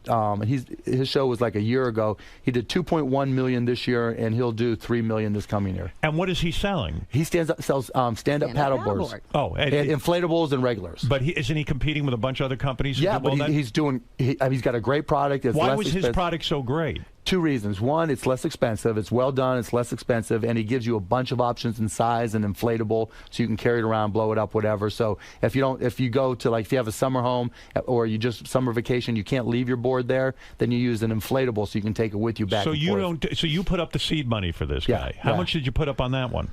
I think $300,000, I think, and he's been growing so fast. I've given him some additional money to help finance his receivables to help him continue to grow. Wow, no kidding. Yeah, that is unbelievable. So the show is a success. I would think that on the sly, the network gives you some dough to give these guys. No. It's not like that's that. actually the worst part of the show, right? Yeah. Because giving up your own money? Well, not the own money. It's the time. Do you get paid to do the show? Yeah, we get like $18,000 an episode. Nothing. I see. It's not about that. No, it's not you're about that. getting the opportunity to hear these ideas. Exactly. And actually, because to get on the show, people will push down the valuations of their companies. Right. Because they had 40,000 people apply to present products on the show last year, and I think 125 made it. And they're just starting auditions now, or not auditions, but whatever you call it, presentations now for people to come on the show, and they expect over 75,000 people to apply. Wow, it's unreal. So you're really getting bargains when you... Yeah, because they'll push down the valuation, so if this went out in the open market, it'd be more. It's fun doing the show. I'm having a fun time with America's Got Talent. It's a similar kind of thing. You sit exactly. there and you hopefully some magic happens, And you see amazing things, right, that you don't expect. Do me a favor. There's 3 guys who work for me who want to pitch you, legitimately want to pitch you. Bring it on, baby. Yeah, you'll do it. Oh, right. yeah. This gentleman's name is Tim Sabian. He is our program Don't worry, manager. your wallet's safe. I don't know. Let's see. I mean, why not? Did you hear my invention, by the way? Yeah, the penis pad? The penis pad. Yeah, as long as you're tweeting pictures, it'll be a huge hit. No interest in that. That's a losing proposition. No, I think you ought to go ahead and do it. I mean, if I told you, Mark, that there's a company that has, and now this is Playtex, and they advertise with me. It's a wipe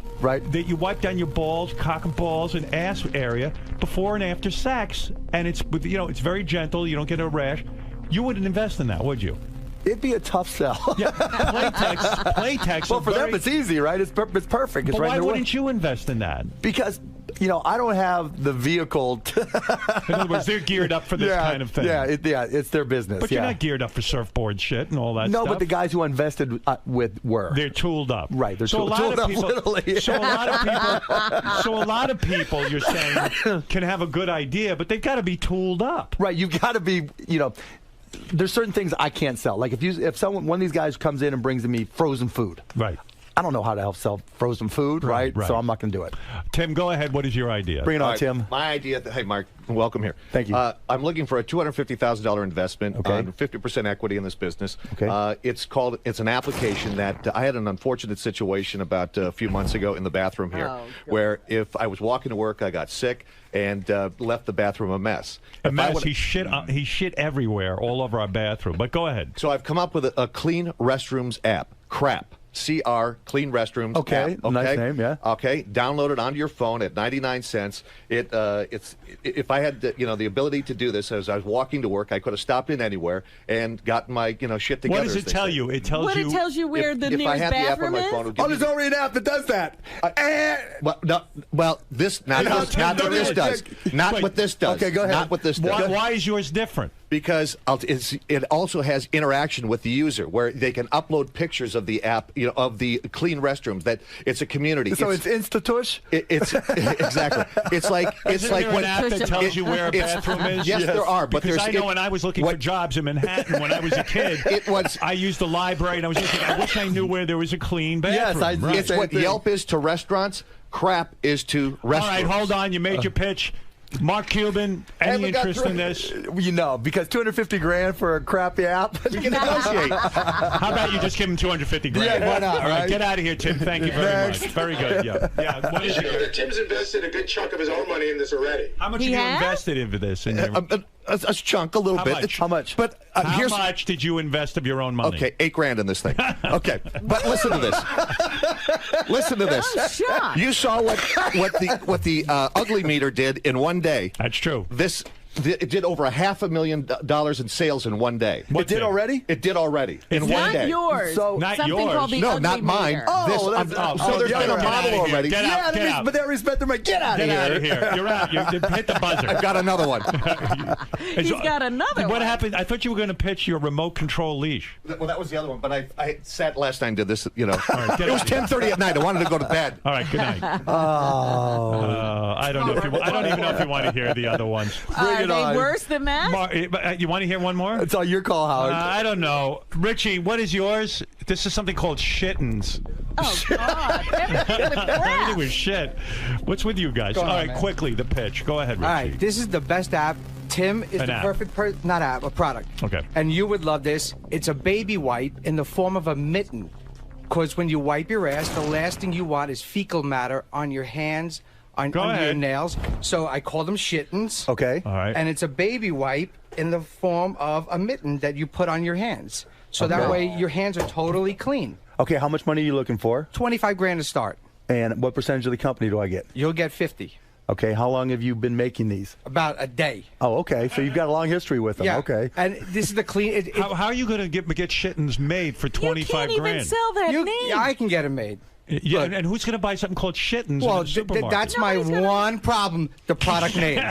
But it's a great name. It's a great name, shittins. What are they made? What's it made out of? It's a baby wipe that you can actually split into a mitten. Is it eco-friendly? Yes, flushable, eco-friendly, and you could. It's super clean. It's if you have babies. I have Crohn's disease. I could definitely use something like this when I have a problem. Yeah. For nurses who have to clean up. Well, just think all those. This is super clean. All those locations around the world where they don't have toilet paper, right? If you have your shittins with you, right? So exactly. Mark, you getting turned on by this? Honestly, have you looked at international distribution? Not yet. So you really don't have a company yet. This is just an idea. I spoke to a bunch of women who have children who have like incontinent grandparents, and they would love something like this. You know what? It's not a bad idea. But the problem is it's just an idea. It's in the ground floor. It's just an idea, right? I understand. This is like our writing meetings where guys blurt out an idea. Go, hey, let's get President Obama on. They go, yeah, that's a good idea, but like, how are we going to get him? So in other words, Mark is saying you have a good idea. I'm on the bottom floor, but you don't even have a manufacturer. You don't have. You haven't done the work yet. I just started this. Come back when you've got a company. I'll give you my information and we'll give talk. Give me your information. Wow. But Fair come deal. back when Fair you've deal. got a company. I quit. Not a horrible idea. Thank you. I mean, I'm shocked. Let me help you out, Richie. Get me a phone call to China. We need Chinese people to make shittens.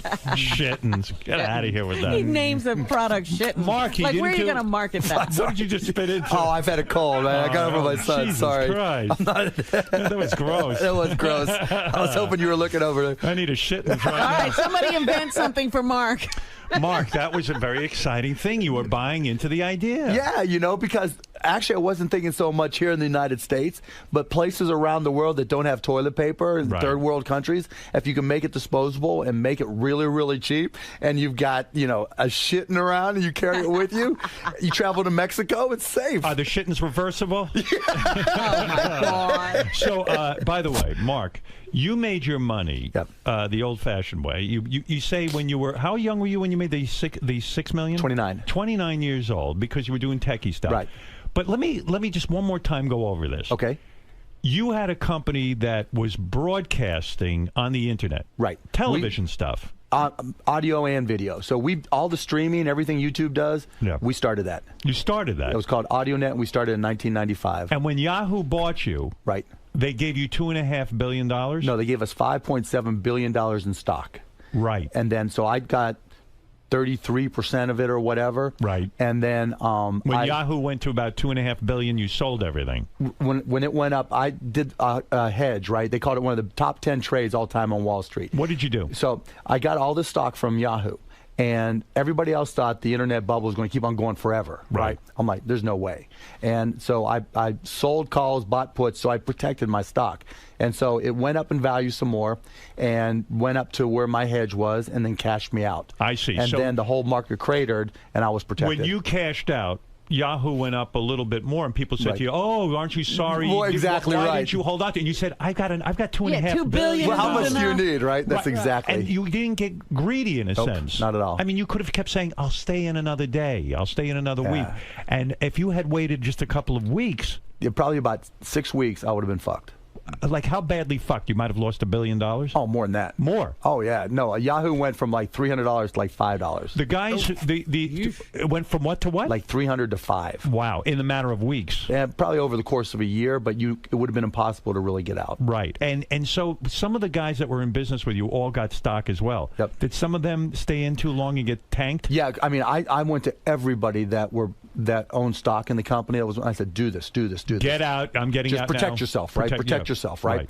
And some of them did, but a lot of them didn't. Wow. They just got caught up, and there's some miserable friends that I have. And employees, like the guys who put in, I was just talking to my partner, Todd Wagner, just the other day, actually.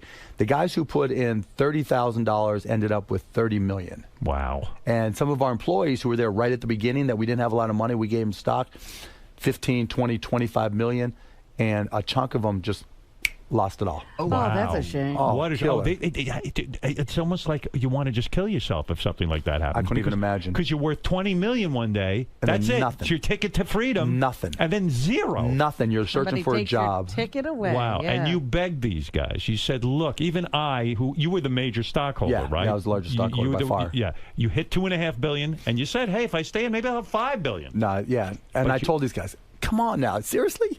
After the $2.5 billion, after buying the Mavericks, after blah, blah, blah, blah, what are you worth today now?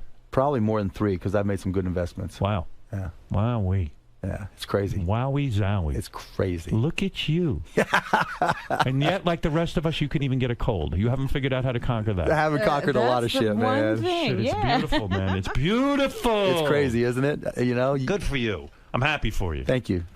And one wife. That's it, huh? Just one. Prenup? So far, he didn't get married that long ago. I got married 10 years ago now. And you did the prenup, of Did course. the prenup, yeah. I mean, she's amazing, and she knew me before, right? And she's younger, and she's great mom, great wife. Yeah, I'm happy. That's what I was going to ask. So when you become a billionaire, how do you know why people are approaching? You know what? It was actually a lot easier than I thought it was. Really? Right. Because they all say the same thing. All the gold diggers say the same. I love to travel.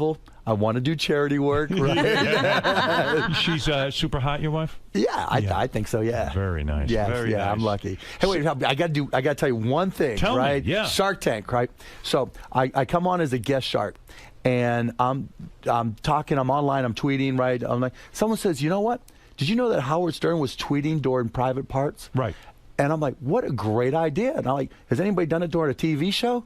No. So do you do that now? I did it during Shark Tank when I was a guest shark. The ratings, we immediately started trending. Yeah. The ratings started going up. Now they're like everybody on television tweets. I was looking at Twitter when I first got an account. I said, well, what could I do with this thing? And my movie was playing just coincidentally. And I said, I said to all the followers, hey, I'll tweet some hidden sort of behind the scenes stuff. Right. And it caught on. People liked that idea. And I copied you, right? Good. And no lie, that had a lot to do with one of the first surges of Shark Tank in the second season. Was the show a hit right away? No. It was not. No, it was just mediocre, and then they changed up some things and brought me on as a guest shark. What network are you, ABC? ABC. ABC, yeah. And was ABC close to canceling it?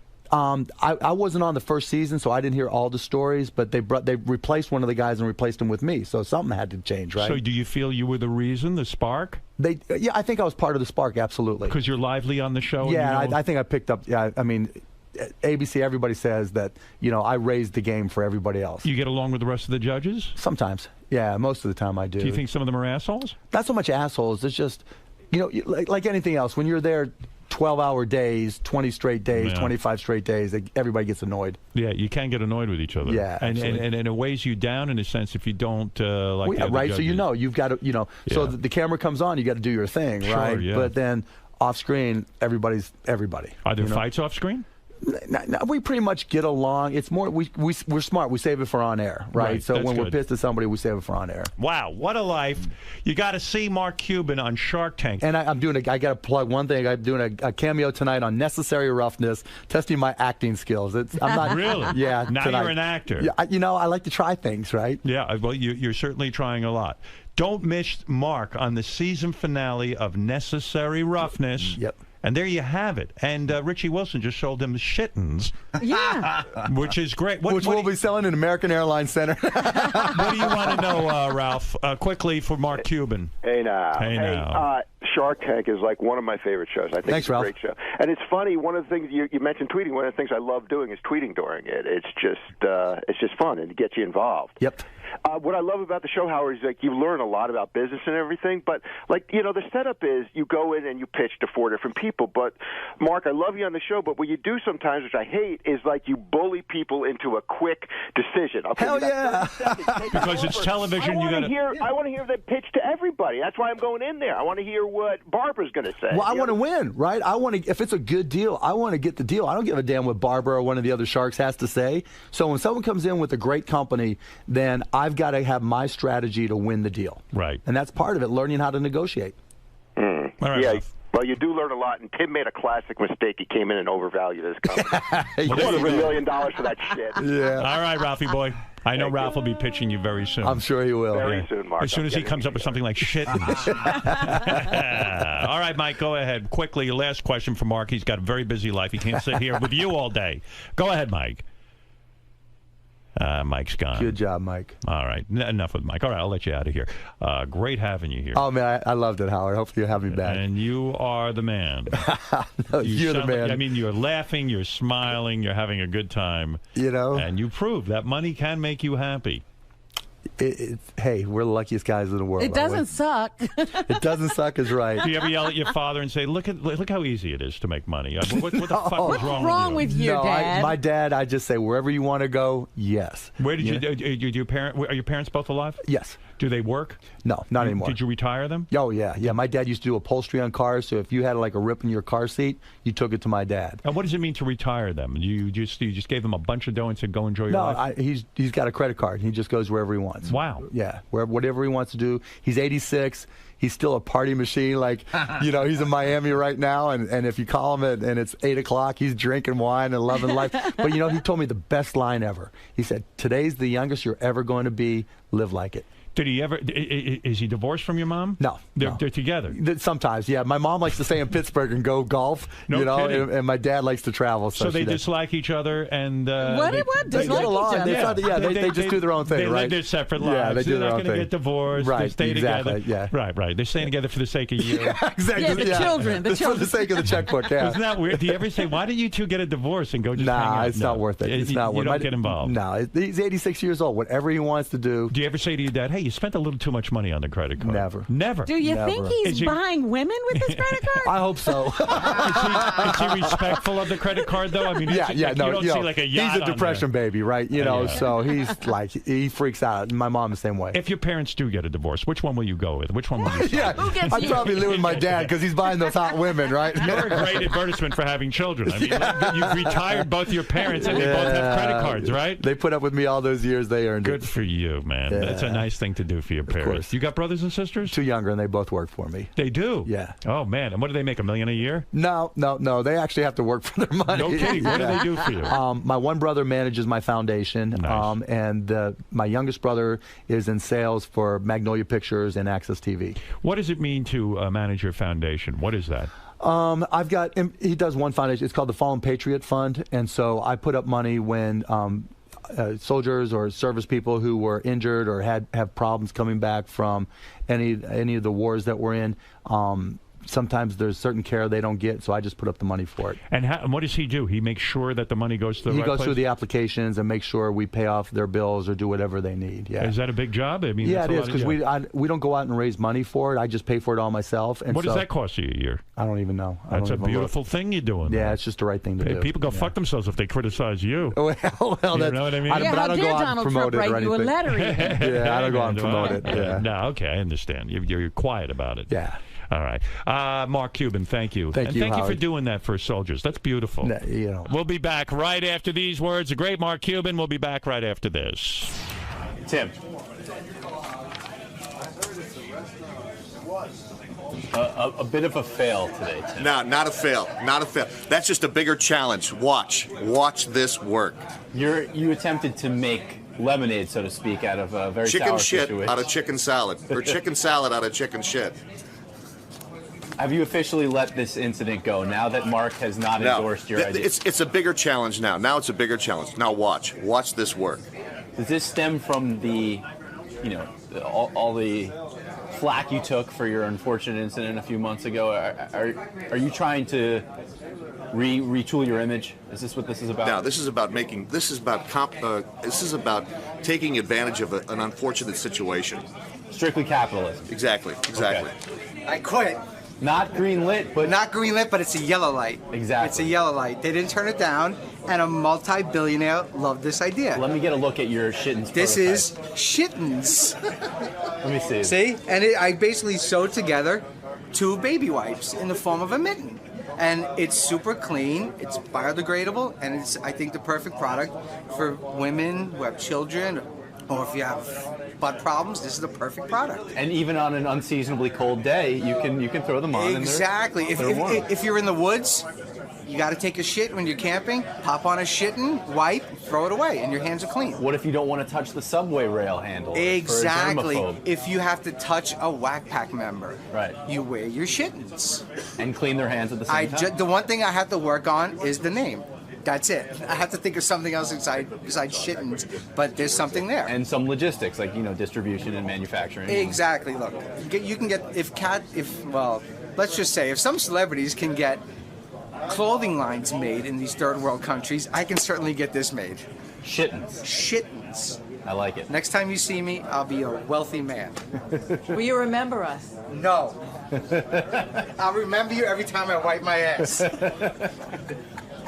Mark, a couple of, shall we say, interesting ideas or prototypes going on today. Yeah, it was definitely Shark Tank and the Stern Show. Shittens, I mean, I think everybody needs one. I can tell when it's a hero or a zero, like Lori on the show says, and that was a hero. I mean, all across the world, no one will wipe their ass with a bare hand ever again. No one will ever wipe the baby's ass with a bare hand ever again. No more fecal matter anywhere. It'll be huge. Thank you. Huge. Now, the dude who brought me the idea, he was worthless. Worthless. Just think, if you go hunting, that's the perfect thing for hunters. Wipe your ass, you have to use a leaf anymore, nothing. Wipe your ass and you're good. Leaf-free pooping. Exactly. Who knew? No, it actually wasn't a bad idea. You should just see if there's anything out there like it. There is stuff like it, but for computer wipes, nothing for the skin. Well, yeah, seriously. I mean, it's just one little change. And here people, it'll be tough to get them to change habits, but I mean, just like for dads who don't know how to, change diapers, the dad protector or something like that. Exactly. It's not a. I mean, I don't know what the competition is, but it's not a horrible idea. They said the same thing about Post-it. Who thought about putting glue on the back of a piece of paper, on the back of a notepad? And I'm just reinventing the wheel. Why not, right? Why not check it out? And then apply to be on Shark Tank. Seriously. You should. I will. I'll do it.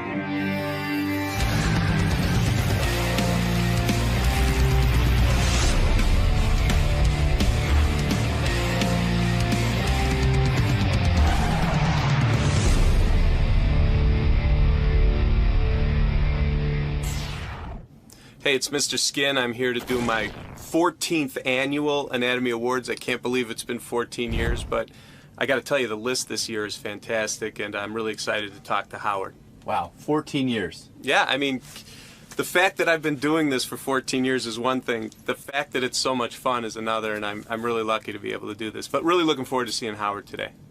Well, we look forward to it, Mr. Skin. I like to say personally, I feel like a kid again, like I was an 18-year-old first discovering your website. Well, cool. Well, you're going to discover some really cool nudity today because I don't think you know a lot about these scenes, so it should be a lot of fun. Very skinformative. I tried to think of a new word before you came in today. Skintastic, skinformative. Existential. I've never used that one and probably never will. That's a bit of a reach. Yeah. All right. Good luck in there today. All right. Thanks a lot. Howard, I've never seen a guy run a website better, and I'll tell you why in a second. He sends out an email. I get an email from him every other day. He does, it'll be like Mr. Skin's best cheerleader scenes. Mr. Skin's best, like he just groups them in, and sometimes I go, that looks interesting, and I click on it, but he, and then when you go to the site, it's really well put together. Like when you go there, it's easy to navigate. I told Don when we put our site together that they should look at it as a model for the way you can move from A to B to C. Yeah. It's really well run, and I love it. Great job. Mr. Skin's here. He's going to give us a nice little update. The Skinatomy Awards are coming up. And this is the 14th annual Anatomy Awards. And Mr. Skin's a great guy. He says business is up 25% when other companies are down. I wonder if Mr. Skin will ever go public. Is it like a depression kind of business? The worse things get, the better his business is? Mr. Skin, in a world where pornography is actually hurting because so much of it is free on the internet, how is it that you're thriving, really? What's going on? I think it's a combination of things. It's how we package it, too. You could find nudity of actresses on the internet, but we have fun with it. We have playlists. We have compilation stuff. When you say business is up 25% at MrSkin.com, you mean that it's a subscription business. Your annual report came out. And do they have an annual report? At our shareholder meeting. Will you ever go public? Pubic? Well, we will always stay private, and that's the way it's going to be. I mean, we can't go public, obviously. Why? Why can't you? It's too silly? It's too much work, to be honest. This is so much fun. I don't want to get into trying to But you're not afraid of work. In fact, Gary has said to me privately that he thinks MrSkin.com is the best-run website he's ever seen. He says he gets regular email blasts about, like I don't know what he was saying. Something new came out. Yeah. Denzel Washington's in a movie and the chick's naked, and you immediately get them an email blast, and this is for all your customers. They get updated. I got to get on this website. And he says, "How are you behind?" I don't know. And then he says, I don't know why I can't get my website. Would you be available to run my website? Because seriously, he says, then you go on, and it's so easy to find everything. Right. And that you immediately, take a drink of water. You're all dry mouth. I don't know what the fuck your problem is. It's probably from being a pervert. Yeah. And nervous. And the light is on. It's probably from coming out of your basement. I'm not used to the light. How old are you now? I just turned 50. I mean, What? Jesus Christ. And you're still a perv. Yeah. I mean, this is a guy who literally started a business. How many years ago? It wasn't a business. I launched it on August 10th of 1999.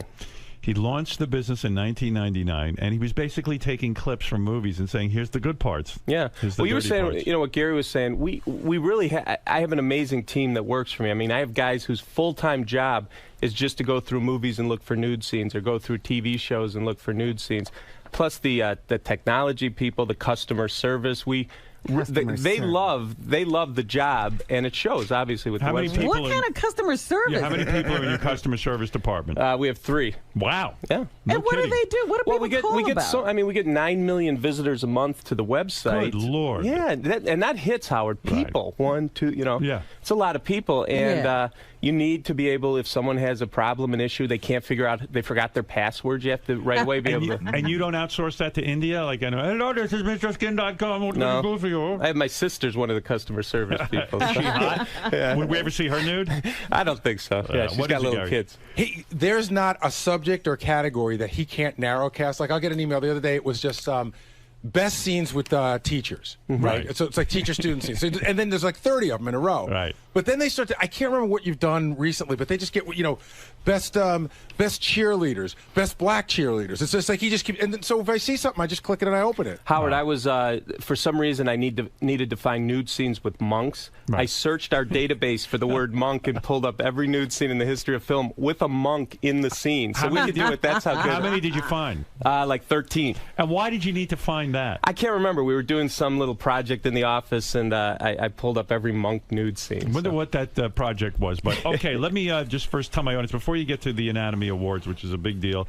By the way, this year, the Anatomy Awards, I see you have a sponsor, Fleshlight. This is huge. I mean, a big sponsor. This Fleshlight, they're the #1 male sex toy in the world. You know those things where they make the molds of the porn stars' vaginas, and there's a case, and the guys, put it in. Right. And they are doing, they did a huge sponsorship for this Anatomy Awards. I've never had a big sponsor, so very proud to have. It's your Pepsi moment. Yeah. Good for you. Yeah. Good for you. Yeah. That's you look at the big smile on your face, like you accomplished something. Well, big. I mean, I it's always a just fucking piece of rubber guys stick their dicks in. Yeah, you should be very sad for those human beings. They're doing an Alexis, Texas mold that's going to be branded a Mr. Skin on the casing, so I'm very proud of that. Is Mr. Skin a Fleshlight user? No, I have never used it, but I've learned a lot about it in the last couple of weeks since By the way, came you out. realize it's the shape of a flashlight, but there's a rubber vagina. Right. Yes, I do. They've sold. Why do they put it on a flashlight? I mean, do you understand that? So you can't be embarrassed when you just see it sitting out? Well, I'll tell you what. There's no way not to be embarrassed. They've sold almost 5 million of these things. I had no idea. But why? Crazy. But in other words, when I understand a guy wants a fake rubber vagina to put his penis in. I've tried it myself. Not the fleshlight, but I've tried a fake vagina. I don't find it pleasurable. But why the invention of a flashlight with a vagina on it? I mean, the two don't seem to go. Like, why not a broom or a well, I telephone? think you could carry it around. It's easy to. But why? Does the flashlight actually work? Can you turn it on as a flashlight? Yeah, can you fix your car and look for things with it too? I mean, why that combination? I don't know. All I know is these guys have sold 5 million, so they know what they're doing. That's really all I can tell you. I'm picturing like a terrible disaster, and I accidentally grab my flashlight. Yeah, there's a blackout. And my kids see it. I mean, it's unbelievable. So let me get this right. A couple of quick things before you get to the Anatomy Awards, because I have limited time with you and it's important stuff. A couple of announcements you make on your website. January Jones, who I think is beautiful, yes, will be getting naked in a movie called Sweet Water. Yes, it's my Skin Scouts were at the Sundance Film Festival and saw this movie, and guys have been asking me about January Jones forever. And she's never been nude before. She had a brief down blouse scene, nothing good, but this is a full-on shot, and she looks fantastic. Wow. Betty Draper from Mad Men. She's in the scene as well? No, that's who January Jones is. January Jones is Betty Draper from Mad Men. I don't watch Mad Men. I Yeah. see. So she is going to be in a nude scene, and you send guys out to these film festivals so that they're prepared to see what's coming up down the line. Yeah, and now this movie hasn't even hit theaters, and we already know she's going to be naked. We also found Dakota Fanning naked in a movie. Whoa! I mean, how old is she? Yeah, she's 19. Oh my God! It's called Very Good Girls, and she's running down the beach showing butts. So just butt. Well, tell people the rumor about Dakota Fanning's butt scene. Well, the rumor is it's CGI. Now, I haven't seen it because it hasn't even come out in theaters. So you're claiming it's not even her ass? There's rumors that they CGI'd it. So. How is that impacting your business? Because at one time you had to go around making sure it was the actress in question who was in the nude scene by looking at the cuts. Well, if you find out that it's not that person, will you? Then we call it non-nude. You do? Yeah, it's like a body double. In other words, Julia Roberts in Pretty Woman, you would not put on your website because we're really not looking at Julia Roberts. Well, actually, except at the 1 hour and 35-minute mark, through the bed railing, you could see breasts for a brief second. But that was her, yes. Wow, how do you know that? It's what I do for a living, Howard. It's provable that that's her breast? That definitely was her. Because you saw the face with the body in the scene. They didn't have CGI back then. And I guess it's a big deal because we think of Dakota Fanning as a young lady, and now all of a sudden... That was a big one. I'd get over the last, 15 years, when are the Olsen twins going to get naked? Or when is Dakota Fanning going to do a nude scene? So it's a happy day. We're finally at that day where Dakota Fanning When Dakota Fanning starts getting naked, all hell's breaking loose, right? Have you taken... what about dead people? Have you taken Mindy McCready off Mr. Skin out of respect for her suicide? Was she ever on No, Mr. she Skin? wasn't on. She's not in movies and TV she's naked. not? No. Are there people like Marilyn Monroe's on there? I mean, you have dead. Well, Marilyn Monroe. I mean, and Mr. Skin is the perfect person to ask. Then, what is the time period by which you should not be having or masturbating to a person once they've died? What is the because I have the Mindy McCready video, and I'm still jerking off to it. Yeah, I don't know. I mean, I can't say. That's a tough one. You know what's amazing about it? This Mindy McCready's a country star, and I guess there was she had made a private sex tape, and it ended up on the web.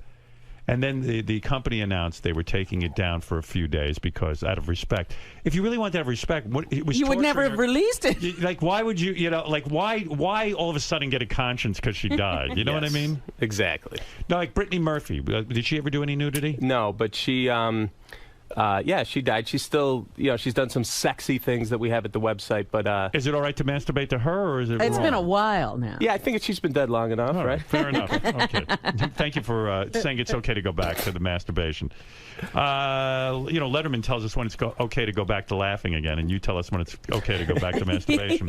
You also say that the number one TV show in the world for great nudity is what? And I think Robin is a fan of this show. Magic City is great. That's a fantastic one. I don't watch that one yet. No, I thought Benjy is the one. Well, yes, that's a new one. And Banshee's a show on Cinemax. Cinemax is now doing original programming. Yes. Howard, in the pilot episode, this girl named Ivana Milicevic was in bed with a guy. The guy literally had his face in vagina in the very first episode. Wow. And it was just one of the most amazing nude scenes I've ever seen on television. Do you see vagina? What an auspicious No, because his head's opening. in the way. But it was his head is in the way. You can't fake it. It wasn't he was in there. Right. Yeah, it was an amazing scene. So is that scene up on Mr. Skin? Oh, yeah. Okay. Yeah. So Banshee is a show we should be watching for Yes, nudity. it's a new show on Cinemax on Friday night. It's also a good show. Well, who cares? Yeah, it's got Amish people. All right, let's get to some of the Anatomy Awards. This is what people wait for. We are talking to Mr. Skin, the Anatomy Awards, very exciting. And you can check out Mr. Skin's 14th Annual Anatomy Awards at MrSkin.com. That's where you not only see the Anatomy Awards, but you can see the actual clips that he's talking about. All right, let's go through the list real quick. Nudecomer of the Year. Yeah, now this girl is Ashley Hinshaw in a movie called About Cherry. Right. And she's a, Howard, you'd love this girl. She's a former Abercrombie & Fitch model. There she is. Yeah, and a nudecomer, our definition is someone that wasn't famous but does a great nude scene and becomes famous because of it. And Ashley Hinshaw is the winner this year. And like I those said, are real breasts. Oh, yeah. I don't know her. Yeah, I don't know her either. Aren't her areolas too big to be nudecomer of the year? No, I think they're That's perfect. never a problem? Yeah, she's beautiful. It seems like a problem to me. Yeah, she plays a girl from a broken home who has to move to San Francisco to enter the porn industry. So it's a great movie. Wow. Let's go to celebrity nude debut. Now, the difference here is this is someone who was famous that had never been naked and got naked for the first time in 2012. And the winner this year is Nadine Velasquez, who you might know from the TV series My Name is Earl. She plays Catalina. She's on an FX show called The League. She did that movie Flight with Denzel Washington. Now, let's talk about this. Flight. Gary says this is one of the hottest nude scenes he's ever seen. Denzel Washington. That love scene. In the opening scene, when he's on the phone and she's just walking around completely naked, and it is really an amazing scene. A great nude debut, because guys have been waiting for Nadine Velasquez to do a nude scene. All right, and she was really naked. Now, you say most muftastic Merkin, Gina Gershon. You know, Merkins are getting really big on TV because you got all these old shows like Boardwalk Empire and Spartacus and Game of Thrones, where these girls have to do full frontal nudity, but no actress has full muff anymore, right? So the guy who's got selling Merkins is making a killing. So in other words, these are girls with fake pubic hair. Yes. And you give it to Gina Gershon and Killer Howard, Joe. this movie's so disturbing, Howard. There's a scene in this movie where Gina Gershon has like a bloody nose. Right. And Matthew McConaughey she's on her knees. He has a chicken leg sticking out of his zipper, and she's giving oral to the chicken leg. I've seen the movie. It was a good movie. Yeah, it was oh a my good movie. God, I saw it too. Yeah. That was so disturbing I couldn't even put it in the Anatomy It disturbed Awards. Mr. Skin. And Gina looking good. I mean, she's no spring chicken anymore, right? How old is she now? She's up there close, probably like 47, 48. Wow, looking terrific. Yeah. Okay, let's go to a couple of best full frontal. I was surprised to see who won this one this year. Who got the nod? There was a movie that came out in theaters in June called Take This Waltz. Right. And your friends Sarah Silverman and Michelle Williams are standing completely nude in the shower. And Howard, it's rare for an actor. Usually you start with maybe a nip slip or a little brief breast exposure. Full frontage in the shower. Yeah, Sarah's really naked, and so is Michelle Williams. My goodness. Okay, let's see. Now, I happen to agree with you. Best over 40 nude scene. You gave this good. to... You saw this? I sure did. It's a Okay, movie good. called The Sessions. Yeah. And yes. And you gave it to Helen Hunt. I thought she was terrific in the movie. Yeah. I can't believe she's not winning some sort of awards. It seems she's being overlooked. She's nominated for an Oscar. Yeah, but she never wins at the Golden Globes or anything like that. She's so fucking naked in this, and I was shocked how good she looked. Howard, she's 49. Look at how good she looks. Yeah. Now go to this category. Best chick with a dick. What is that? Oh, my God, yes. Chloe Sevigny is on a TV series called Hit and Miss in the UK. Now, she's the girl that did Brown Bunny with the blowjob with Vincent Gallo. Right. She plays a tranny assassin. Yeah. And she's crazy. Like, she does the weirdest nude scenes. And in that's her real breast. So she's a real girl playing a guy with a dick. You got it. Very good. Well, what are the trannies going to do now that women are taking their role? And finally, the Lifetime Skin Achievement Award. Now, what does that mean, Lifetime Skin Achievement? Every year we honor an actress who, probably won't be naked anymore. And this year there was a girl that I, watching cable TV in the 70s and 80s, always was a big fan of, and that's Sylvia Kristel. Well, she died in 2012. She was only 60 years old. The story of us. Remember Emmanuel and yeah. Private Lessons in Private School. She's hot. Yeah, she is. It wasn't the story of O. It was Emmanuel. Okay. Yeah, so we did gave her a Lifetime Skin Achievement Award this year, Howard. She's probably very proud. Do you have an actual award ceremony, or is it just like, or you guys, just a bunch of you guys perving out in the basement? Mostly us guys perving out in the basement. Yeah, people would be throwing the awards at them. Rick, you're on with Mr. Skin quickly. He's very busy. Thanks, King. Mr. Skin, I hear there's a rumor Mila Kunis is going to be nude in an upcoming movie. And would you consider Emma Watson to be probably the one most anticipated person to get nude The now? Harry Potter girl? I think she grew up really You know hot. who's the number one girl that guys want to see naked, and I could prove it because I know how many page views she gets at our website? Jennifer Love Hewitt. Really? Yes. Why? She has big breasts. Go ahead. She's never done a nude scene. She had a nip slip in a movie called The Tuxedo at the 1 hour, 1 minute, and 40-second mark, but that's it. And I think it's because she's always on those made-for-TV movies. Guys have been tracking her. Isn't she too much of a goody two-shoes to do a nude scene? Well, she's on that show, The Client List, where she just gives massages followed by hand jobs. But it's on that what channel is that on? It's Lifetime. Lifetime, And she doesn't get naked? Well, she's like in bra and panties every week. I know, but that's why she's a tease. She just hasn't. So she's not really committed as an actress, because any girl who would give a tug to a guy in a massage room is going to have her top off. And if she was really going to be an actress, she'd have that fucking top off. Right? Exactly. But I could tell. I know guys want to see her do a nude scene. He was He's saying also about Mila Kunis. He's also been X-rayed too, so you can see those nipples. They're out there on the internet. What do you mean? X-ray. You know how they'll take say you wear a black shirt, you can go into Photoshop, X-ray it, and boom, you're pretty much you're seeing it naked. And you're calling me a perv, Howard? This guy. I think this guy is auditioning for a job right now. By the way, it's rumored that Mila Kunis is going to be in 50 Shades of Grey. She'd have to be naked in that if she's going to get the job. I'm hoping that happens, but we don't know yet. So we'll see. I smell subscriptions going up if she's nude, right? And she's another one guys ask me all the time. I mean, in that movie Friends with Benefits, it was a body double, and she has such a great body, you'd think she'd show it, but we'll see. So what about Kristen Stewart? Because I heard that her nude scenes were leaking. Well, she's in the movie called On the Road, based on the Jack Kerouac book, and she's in the back seat of a car, and you could see breasts, and it was her nude debut, which is exciting because guys, she's one of the biggest stars in the world. Right. And it was exciting that she did her nudity this year. So, yeah, she's been naked. So another one bites the dust, Howard. It's really hard to look at you sometimes. All right, listen, congratulations, Mr. Skin. Thanks, Howard. Mr. Skin and the Anatomy Awards, of course. You can check the 14th Annual Anatomy Awards at mrskin.com. This is a very accomplished man. Gary says he has the best run website on the internet. And that means a lot to me. I appreciate that. Your fans are many, Mr. Skin, and thank you for providing this service. A lot of guys love it.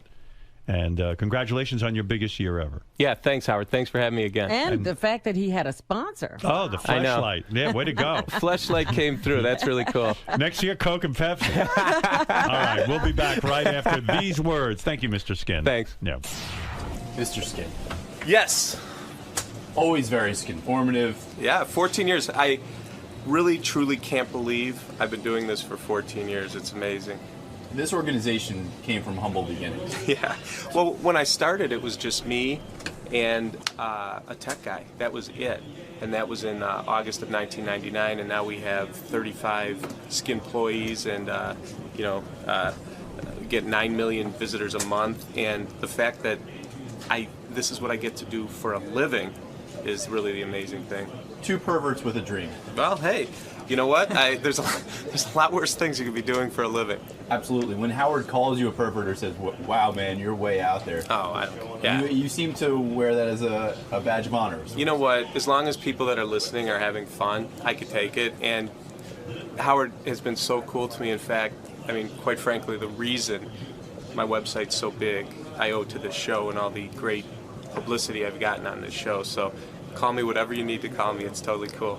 So this is 14 years you've been doing the Anatomy Awards for? Yeah, like I said, when I started this, I remember thinking to myself, well, I'll keep my job, but then I'll do this part-time, maybe make a little extra money. But more than the money and the success is the fact that, I wake up in the morning and, I have a meeting at 10:30 because we're talking about lesbian scenes. That's what I do for a living, and you got to put that in perspective. There is no, this is like a job where you could be on vacation and can't wait to get back from your vacation to do the real fun stuff, and not a lot of people have that. The American dream by way of skin. The American wet dream.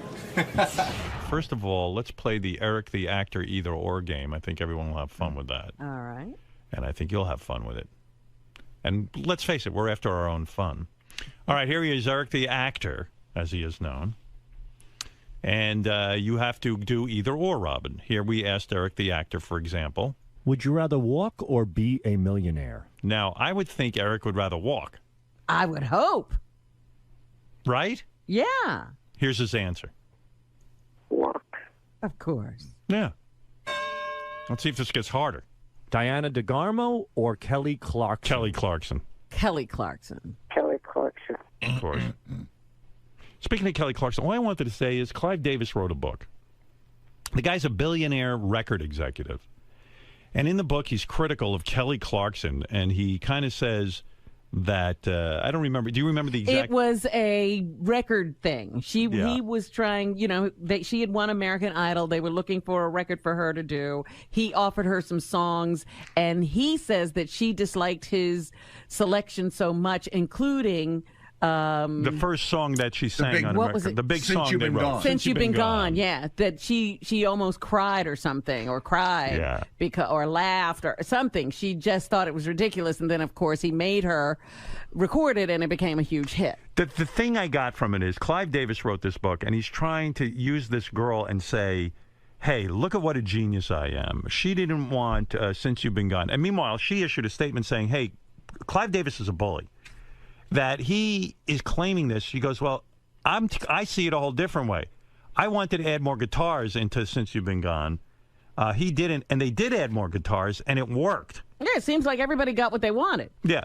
So she says, I don't recall crying and then him forcing me to do Since You've Been Gone. She goes, I love that song, and I was very much for it. Now, whether Clive Davis's memory is correct or Kelly Clarkson's memory is correct, I got to side with Kelly Clarkson as a guy who works in a business where I am talent. I'm not in management. I always find it sickening when management guys like to set the record straight about how fucking creative and what geniuses they are. First of all, Clive Davis has got billions of dollars. He's at the end of his life. He's 85 years old or 80-something years old. And he really doesn't need a book out there to make money. Kelly Clarkson's still a young girl in her career trying to make it as an artist. And she's got to go out on tour, and she wants people to think she enjoys singing these songs. And like this guy's trying to diminish what she does. Doesn't he have enough in life? Can't he sort of tell his story without fucking degrading her and putting her down? I've just got to believe, and I don't know Kelly Clarkson at all, and I like some of her songs. I think she's got an amazing voice, and the girl has worked hard to get to where she is. I don't understand Clive Davis's motivation in knocking this chick down. They had some kind of problems with each other. I know that one of her albums, she decided she wasn't going to, take his advice and go with him, and then it didn't do as well as the other albums where he had input. And I think he's still pissed at her for wanting to be an artist and making some of her own decisions. He should shut the fuck up. It's not becoming. He's 80 years old. Some of the things he's taking credit for, he really should just hide. Yeah. Making Barry Manilow sing those awful songs. I wouldn't brag about that. Well, they made a lot of money. That's in his book. That's all he cares about. I care about music. Well, you'll never make any money. That's probably true. Yeah. But my point is, good Lord, I wouldn't tell anybody I was responsible for Barry Manilow's But that's just success. the point. Clive Davis is brilliant at picking, I'm sure he's had as many failures as he's had hits, but he is brilliant at saying, like, hey, maybe Barry Manilow would be good. Barry Manilow even objected to some of these songs, and he goes, no, sing them. But, and that's his genius. He doesn't need to build himself up by taking Kelly Clarkson apart. And, the other thing about it is that this guy's... Listen, in my own career, I've worked for people, powerful people. They ain't the ones sitting and writing the jokes. They ain't the ones laying up at night, sitting there and making the show popular. Trust me. Some of them actually, I don't know. And some of them actually fucked me and slowed me down. In fact, I'd say almost all of them fucked me and slowed me down. They were like speed bumps. Yeah. I can point to each one of them, tell you their failures, but not all of them. I should be fair. Right. But the best ones were the ones that stayed out of my way and understood what I did. If one of them came out with a book and said, oh, I did this and I did that, I'd say, fuck you. I mean, I'm the guy who sat there and said, screw it. I'll set up my own clock. I don't need a program director. I'm going to sit here and talk. I'm not going to play any music. I mean, I did it all. If any of them came out with a book about some bullshit that they did, knocking me. Well, the idea that Pig Virus sells himself as the guy who can handle personality talent because he worked with you is crazy. He handled me really well. But anyway, I found it a little bit obnoxious. And by the way, in the book, too, Clive Davis talks about that he's bisexual. Yes. Which, again, I have no gaydar. I had no idea this guy was. That wasn't even an issue for me. I was like, who cares? Even after he said it, I was like, who cares? By the way, who wants to hear about an 80-year-old guy with his balls hanging down to his feet? Right. You know, he can teabag his lover without sitting down. Those balls are like right on I was him. like, I actually don't want to know.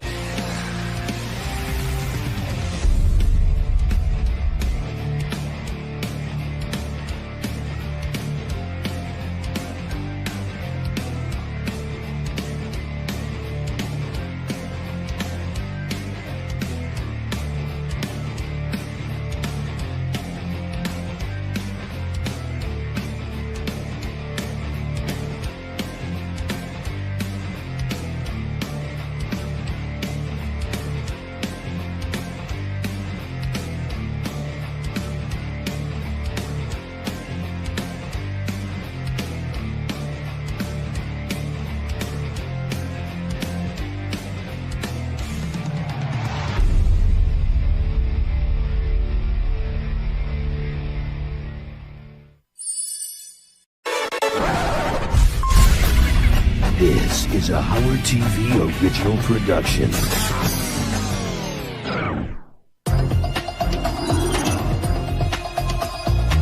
You view your life as wonderful, don't you? Yeah, it is a wonderful life. What is this? It's spit. Leave him in, you motherfucker! Life can often be measured by its many twists and turns. But for Jeff the Drunk Curro, his journey can be defined by just one, a swerving, booze-filled car ride that occurred nearly 3 decades ago. In the years that followed, Curro has stumbled and slurred his way through some very hazy days, often centered around phone calls to the Howard Stern Show, made from the cozy confines of his prefabricated home in upstate New York. But when the fleeting conversations with Howard and Robin end, what keeps Jeff Anthony Curro's life on hold? Is his sedentary existence the result of alcoholism, indifference, or quite possibly, as he believes, divine intervention? After making the 160-mile trek from New York City, we found Jeff doing what he does best, waiting for his Stern Show number to be called, waiting in what he calls the last trailer on the right. Just 25 miles outside of Albany, Bern, New York is merely a 6-pack away from the state capital. But with its meandering roads and sprawling late autumn landscape freshly painted with the first coat of winter, it was easy to forget about the big city and become lost in the serene beauty of Jeff the Drunk's hometown. Yet as I neared the little box on the hillside where Jeff resides, I knew the placid countryside was simply the calm before the storm. The long and winding road through the tumbleweeds has led us here to the last trailer on the right, the place that Jeff the Drunk, Jeff Curro, calls home. It's the place that we've heard about for so many years, and yet we've never seen. Really, it appears from the outside, at least, to be remarkably well taken care of. So let's see what the inside looks like.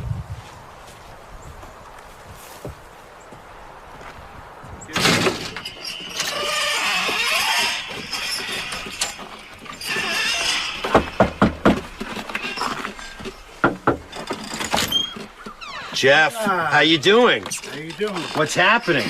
Welcome to I'll my shake this hand. lovely abode. So this smells like smoke in here. Yeah, well, Have you been smoking? I have. Cigarettes or weed? Both. Cigarettes and weed? Yeah. This morning already? Yeah. All right. With my senses already overloaded by smoke, I tried my best to get my bearings and have a look around the dwelling he's called home for 7 years, soon learning about Jeff's athletic past. Did you play basketball as a kid? I did. My mother made that. Your mom made this for you? Yes. So this is you? Yeah. Wow. And those are the colors of BKW, my old alma mater. So you played ball in high school? Yeah. Wow. Mm-hmm. Were you a forward or what? Yeah. Were you good? I was all right. You got any tape up? Man, it's dusty over here too. Yeah. Yep. the white glove test. Fuck. Despite nearly a decade of dust covering his living room, the rest of Kuro's common areas were surprisingly domesticated. A semi-organized kitchen featuring a dwindling beer supply soon gave way to a semi-stocked fridge, which also featured water bottles filled from a nearby well. But it was the debauchery-filled dining area that truly caught my watery, smoke-affected eyes. What's this, cigarette tobacco? You roll cigarettes? Yeah. All right, well, you'll show us a little later. You roll joints, too? Yeah. So you roll your joints and your cigarettes right here? Yeah. I wanted to know more about Jeff's table of vices, but first, I needed to explore the room where the always amorous Kuro makes magic happen. Has a woman ever been in this bed with you? Yes. When? I would say about a year ago. What was the story? How did you meet her? How did you end up back here? Just some bitch. A fucking dumb bitch. Well, where did you meet her? I met her. It's complicated. But a year ago, she was in your bed. What Yeah. happened that night? Oh, I ate her out. Drinking? Were you drinking first? Yeah. Yeah. Sorry, I'm laughing. It's funny to describe it just like that. Yeah, well, you know. So, what does she look like? She's a liquor. A what? She's a liquor. Oh. But she's a bitch. I have the word "cum face" written on my phone. I'll show you. That's her. In case she calls, it shows up "cum face." And so I know not to pick up the phone. End the conversation. Clearly feeling forlorn after his love affair with Cuntface went askew, I decided to refocus my attention on what Jeff does have, a trailer full of inconsistency. Smooth move, X-Lax. At times, his home seems somewhat organized. His bedroom closet is full of neatly hung t-shirts, his bathroom shelves stocked with clean, well-folded hand towels. Yet at others, Kuro's living space shows like some sort of hungover homage to his lifestyle, with walls full of holes and fire code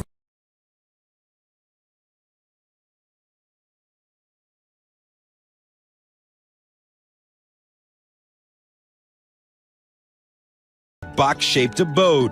From the outside, some of Jeff's property appears well kept, while the rest is lined with objects that belong in a defunct, rusted-over museum of trailer park trinkets.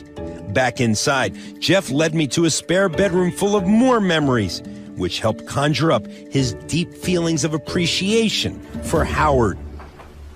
I'm very grateful to Howard. I know I don't show it all the time, but I really am grateful. He's changed your life probably more than... Look at that. Look at that hot piece of ass right there. Show me. Right here. It says, to Jeff the Drunk. Jennifer Nicole Lee. I got bitches from Miami sending me pictures of themselves half nude. You view your life as wonderful, don't you? Yeah, it is a wonderful life. I got a lot of good friends that help me out. They mean a lot to you. They do. And the radio audience means a lot to you. Yeah, it does. They do. Immensely. In the midst of so much dust and clutter, I was shocked to learn that Jeff the Drunk actually cares about his cardiovascular fitness. So is this an exercise bike? Yeah, my buddy Bruce picked it up for me at the dump. Do you use it? Once in a while. Hop on, let's see how you exercise. Show me. Well, do you really use it or no? I do, but I usually use it like in wearing shorts and stuff. Oh, okay. Kuro's exercise bike is a perfect metaphor for his life, as he oftentimes expends all of his daily energy without really getting anywhere. But as my tour labored on, I soon found out there's a lot more to Jeff than just smoke and dirty mirrors. I thought of this poem like within one day, and I wrote it down and engraved it in this piece of wood, and I gave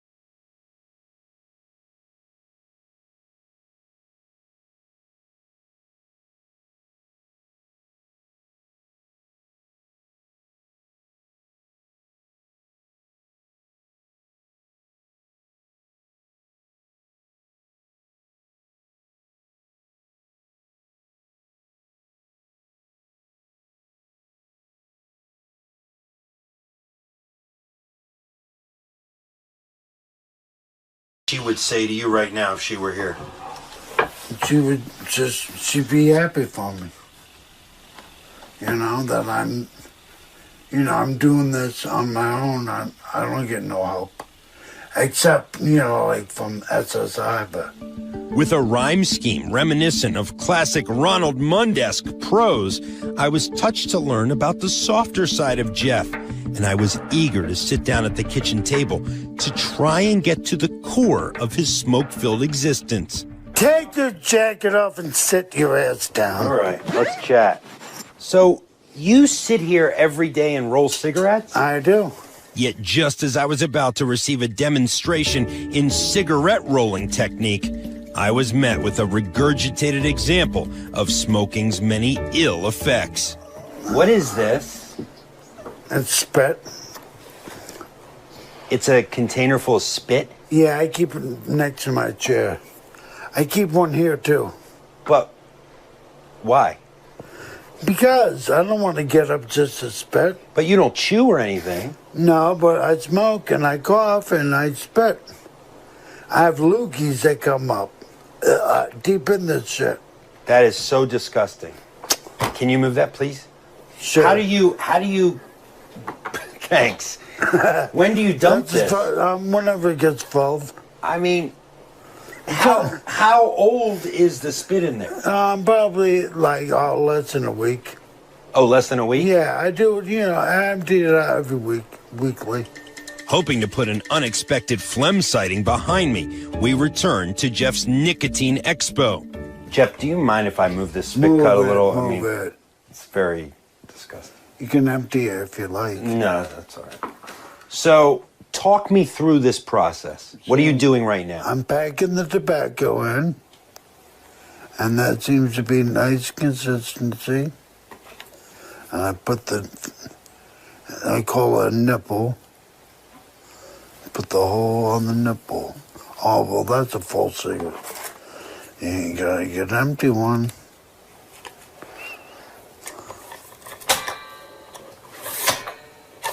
Voila. That's it. There's a cigarette. Kuro informed me that he keeps on this pace in 3-pack increments, making sure he's always in ample supply. And this left me wondering, how does a jobless man afford such a costly habit? How do you afford this? With my SSI. So SSI is enough to pay for your cigarettes, your alcohol, and your food? I really don't drink a lot. Maybe about, if I'm lucky, I get a 20-pack. How often? For the month. Oh, every month. A 20-pack for the month? Yeah. So you really don't drink like you used to? I really can't afford it. Is that the biggest thing, that you can't afford it? So it's not for your health. Right. It's that you can't afford it. Exactly. If I could, I would drink every fucking day I could. So, it really, in the long run, this is best because all I was working for when I was working was to keep gas in my car, to keep insurance, and that's gonna be sky high now. I couldn't help but think that this table is a microcosm of Kuro's life. His vices, his supplies, his satellite radio, all at his brown fingertips. Nearby, I spotted a picture of his parents, leaving me curious as to how Jeff's love affair with booze all began. When did you start drinking? I would think, I'm trying to remember, my father had Black Label beer, I remember, in my old house. And me and my brother used to go in the fridge downstairs and get a few bottles of it and have a good time, How old were you then?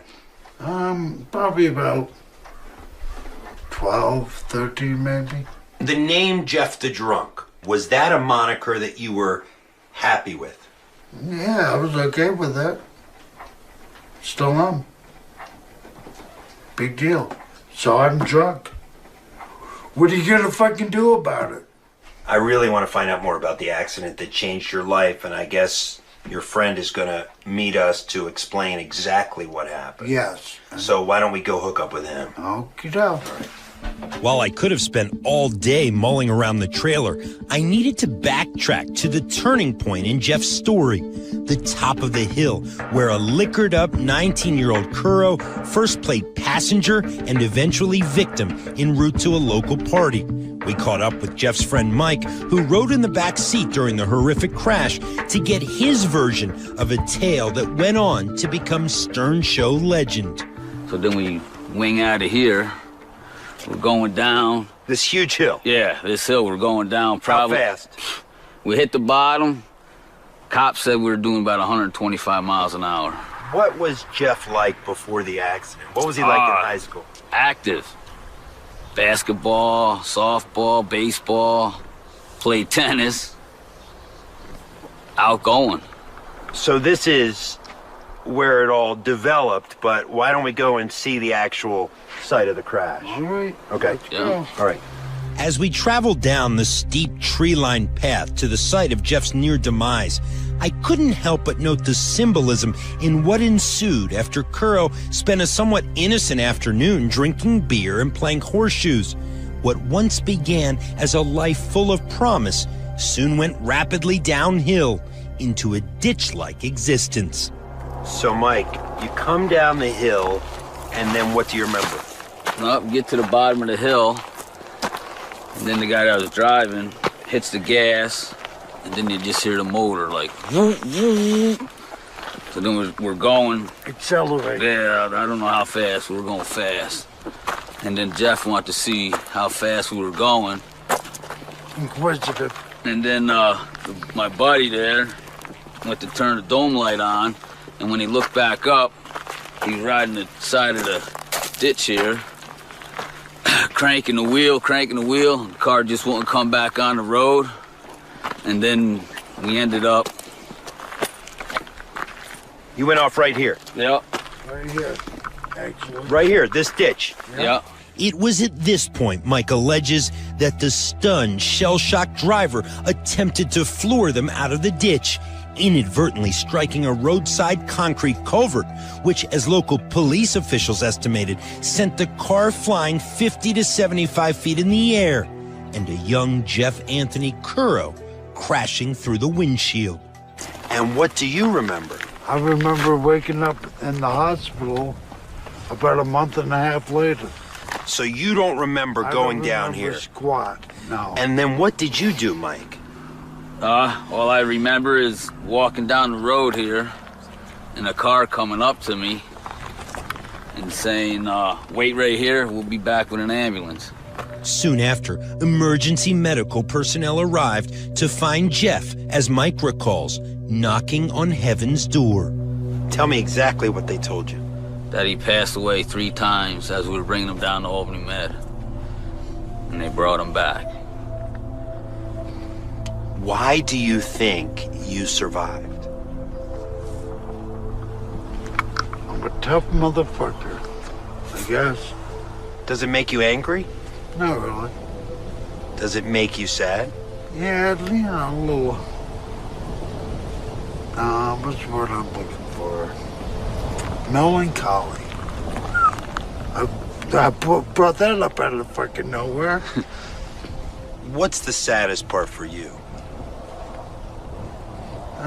Just what might have been, but you know, there's no way in turning back, you know? No idea that that would be the last car trip as Jeff Kuro. No. Didn't realize it. And back then, you're young and think nothing's gonna, nothing's gonna bother you. Yeah. Until this. Yeah, you think you're invulnerable. Invulnerable. You know what I mean? As I attempted to digest Jeff's somewhat blasé attitude toward this climactic moment in his then young life, I implored him to turn toward the scene of the crash, hoping that he would finally decide to confront his past head on. Who do you blame? The driver. Do you take any responsibility for what happened that night? Oh, yeah, I was there. just as much my fault as it was his, I guess. The fallout from this real-life story of teenage tragedy left the typically talkative Kuro unable to speak. And as Jeff was forced to learn new ways of communicating, one of his infamous signature moves was born. What was that like, watching Jeff have to learn how to... Hard. After talking to him for all these years, then you go visit him, and you gotta give him this chart, and he's gotta, look at the letters, what he's trying to spell, and he couldn't talk. Like every time he wanted something to drink, all he could have was an ice cube. That's where the came from, Howard. For most, the events that transpired on that fateful evening would be a wake-up call. But for Jeff the Drunk, it merely lit the wick for a lifetime spent mixing alcohol and motor vehicles, resulting in multiple DUIs, accidents, and the eventual loss of his driver's license. Yet to this day, as I was about to learn, Kuro remains largely indifferent to his reckless past. If you had your license right now, yeah, would you drive drunk again? I would. And I'm not saying that because, to be yucking it up for the camera or nothing, but if there's a party, and if I know about it, and I don't have a ride, which I never fucking do, I'm driving to that party. That's the way it is. Despite permanently paralyzing his right arm in the accident, Jeff the Drunk got a second chance at life that he steadfastly refuses to embrace. If I was going to crack his beer-coated shell, I knew that I had to get to Kuro's heart.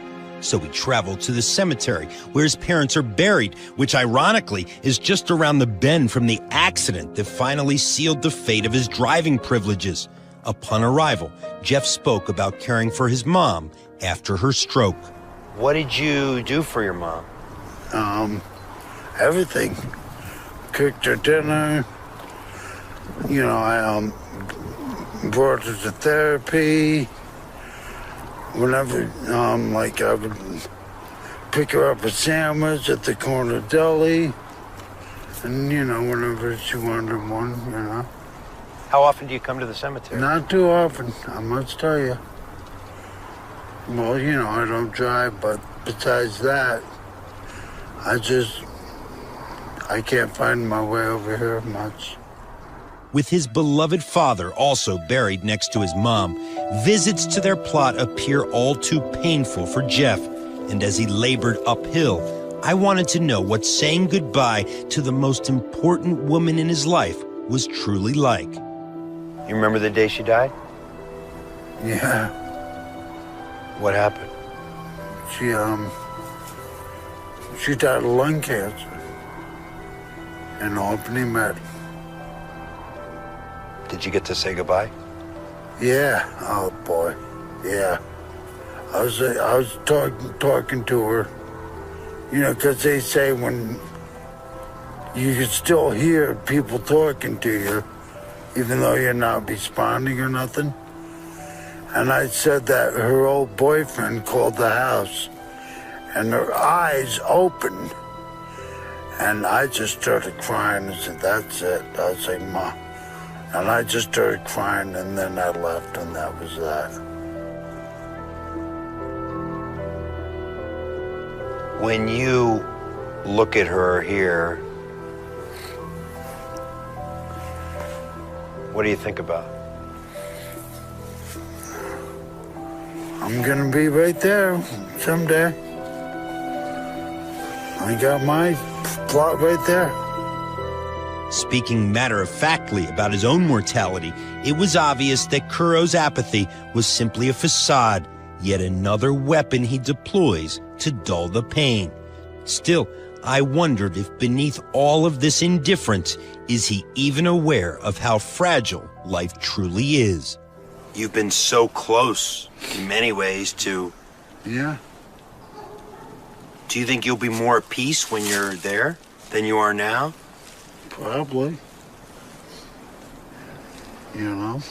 As the conversation inevitably turned back toward his mother, Jeff told me about the joy she got out of her son's affiliation with the Howard Stern Show. Why do you think she liked it so much?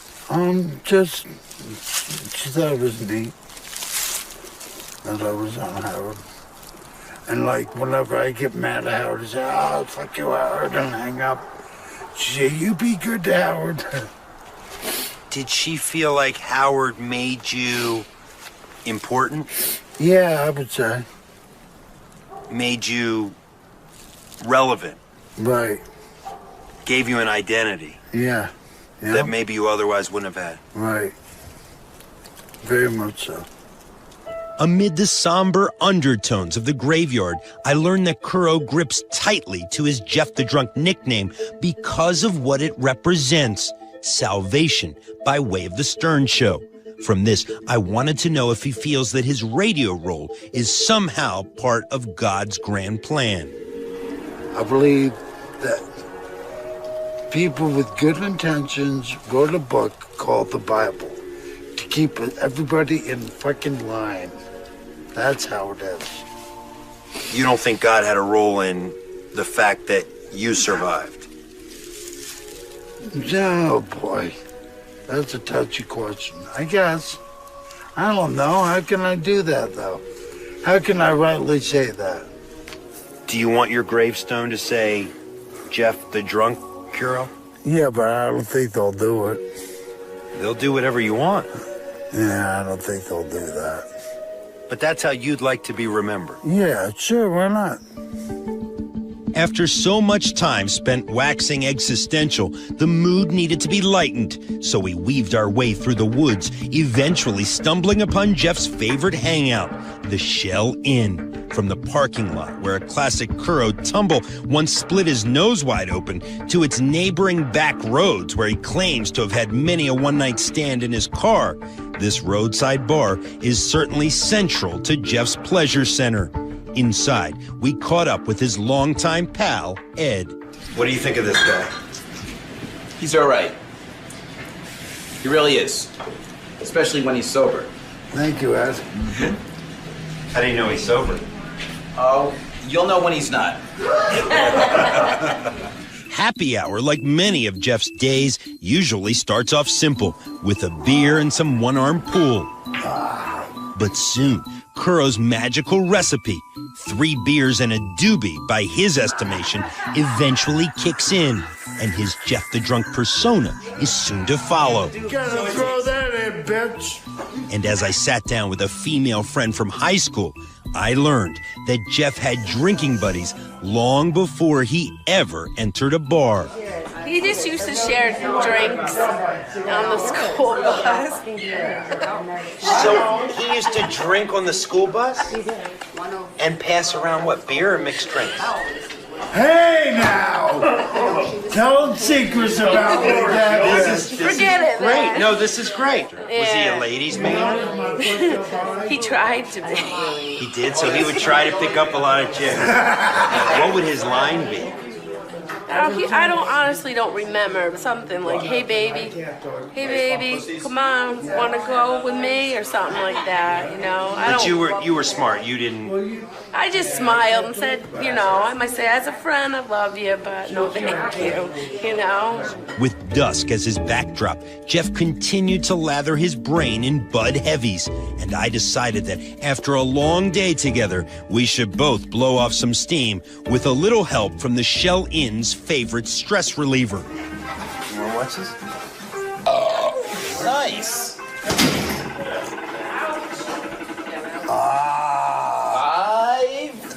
587. Come on. Sandbagging. 587, Jeff. Come on. You're a sandbagging bitch. 587. I ain't gonna beat that. Yeah, you are. What's my old one? Act like this is the girl who calls your caller ID. The cum face? The cum face.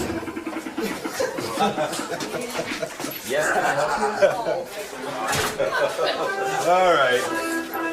270. All right. What a cum face. I was really starting to enjoy the vibe at this friendly roadside watering hole, and as Jeff stepped outside for a smoke, his buddy Ed told me a legendary tale from Jeff's past that occurred right where the arcade boxing game now stands.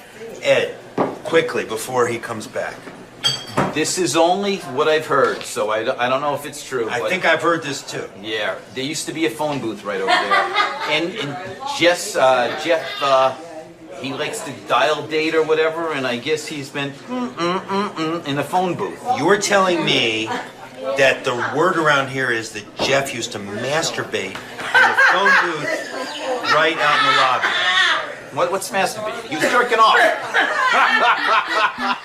At this point, I couldn't wait for Kuro's impending return, salivating at the chance to confront the guy who once gave a whole new meaning to the old phone company slogan, reach out and touch someone.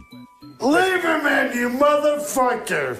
Hey, that must be you. That's me, not you. I don't know why he's pointing at you. I'm Lieberman, but I'm the motherfucker. Ed. Jeff. Dig and dig Jeff. and dig and dig. Do you recall a phone booth here? I recall a phone booth right there on the left. And what would you go into that phone booth and do?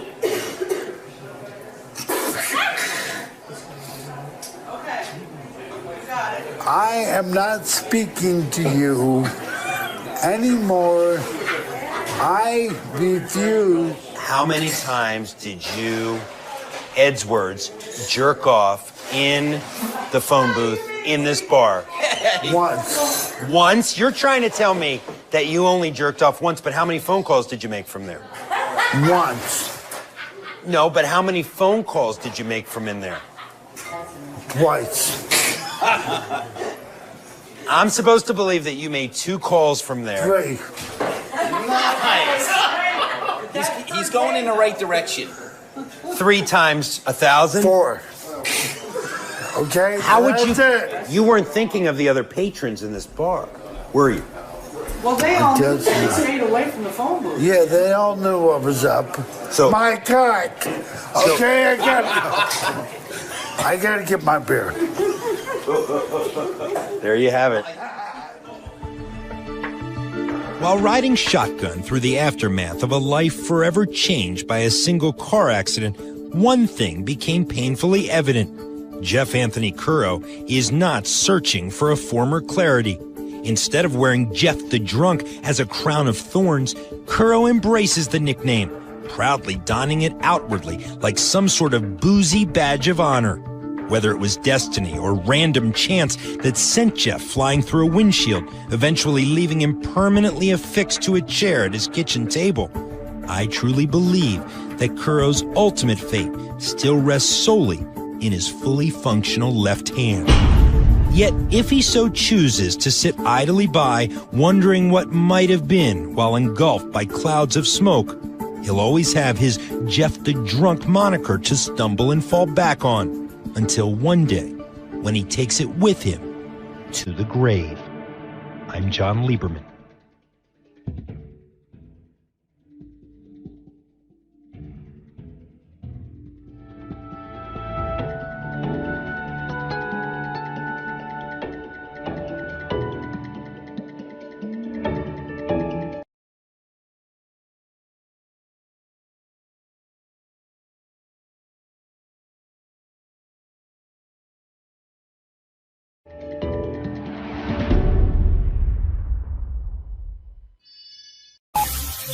This is the best of the wrap-up show. A recap and behind-the-scenes look with John High and Gary Dell'Abate. The best of the wrap-up show begins now. Hey, it's Gary Dell'Abate, Baba Booey. On Monday's wrap-up show, we talked about the newly weird game. We had all the contestants in.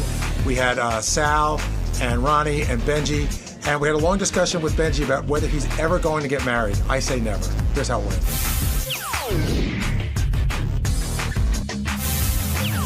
We had the newly weird game today where Ronnie defeated Benjy and Sal, and we learned, I don't know what we learned about those couples. I learned, I mean, the best thing I learned is that Stephanie says no to anything sexually. which I sort of guessed at, but now I know. She says no? I mean, she says yes. Okay, I was there's like, nothing. whoa. There's nothing she will say no to. That's correct. Ronnie and Stephanie know each other really well. You Absolutely. could tell they've got a good relationship. They're listening to one another, and I was happy for them. Ronnie's going to come down later and take the accolades, but good job. I also thought the money was sort of going to, a good place. She's a young girl who needs a car. And I sort of like when I heard she said she was putting a down payment on the car. I thought that sounded cool. She was not splitting that money. And why should she? You're ahead by a point. Why would you agree to split the money? I agree. Wise move not to hedge your bet. We'll talk about. But that was also part of the Elisa and Benjy sort of babbling. It just like a stream. Instead of, I felt they were unaware we were doing a radio show. It was a sort of stream of consciousness. They're just sort of all over the place. That happens sometimes when guests. I'm not going to put it just on Elisa. It happens to other people where they come in and they just talk and they don't realize that you kind of have to wait your turn until you say something. But yeah, they were almost oblivious to the fact that there was a radio show going on. Well, they were the same way. They were on Fox and Friends yesterday, and they were the same way. They were like hugging and kissing each other while the whole bit's going on, and while they're not being focused on, they're looking to be the focus, I think. They always want the attention. Yes. Do you think they're as into each other as they portray on the radio? You know what? I don't know what to think and don't really need to waste any more of my energy thinking about it. I don't know either. Anything involving Benjy is just, I don't know. I mean, Benjy's phone going off, Gary, that's inexcusable during the game. You know better than that. It's inexcusable the first time. It's.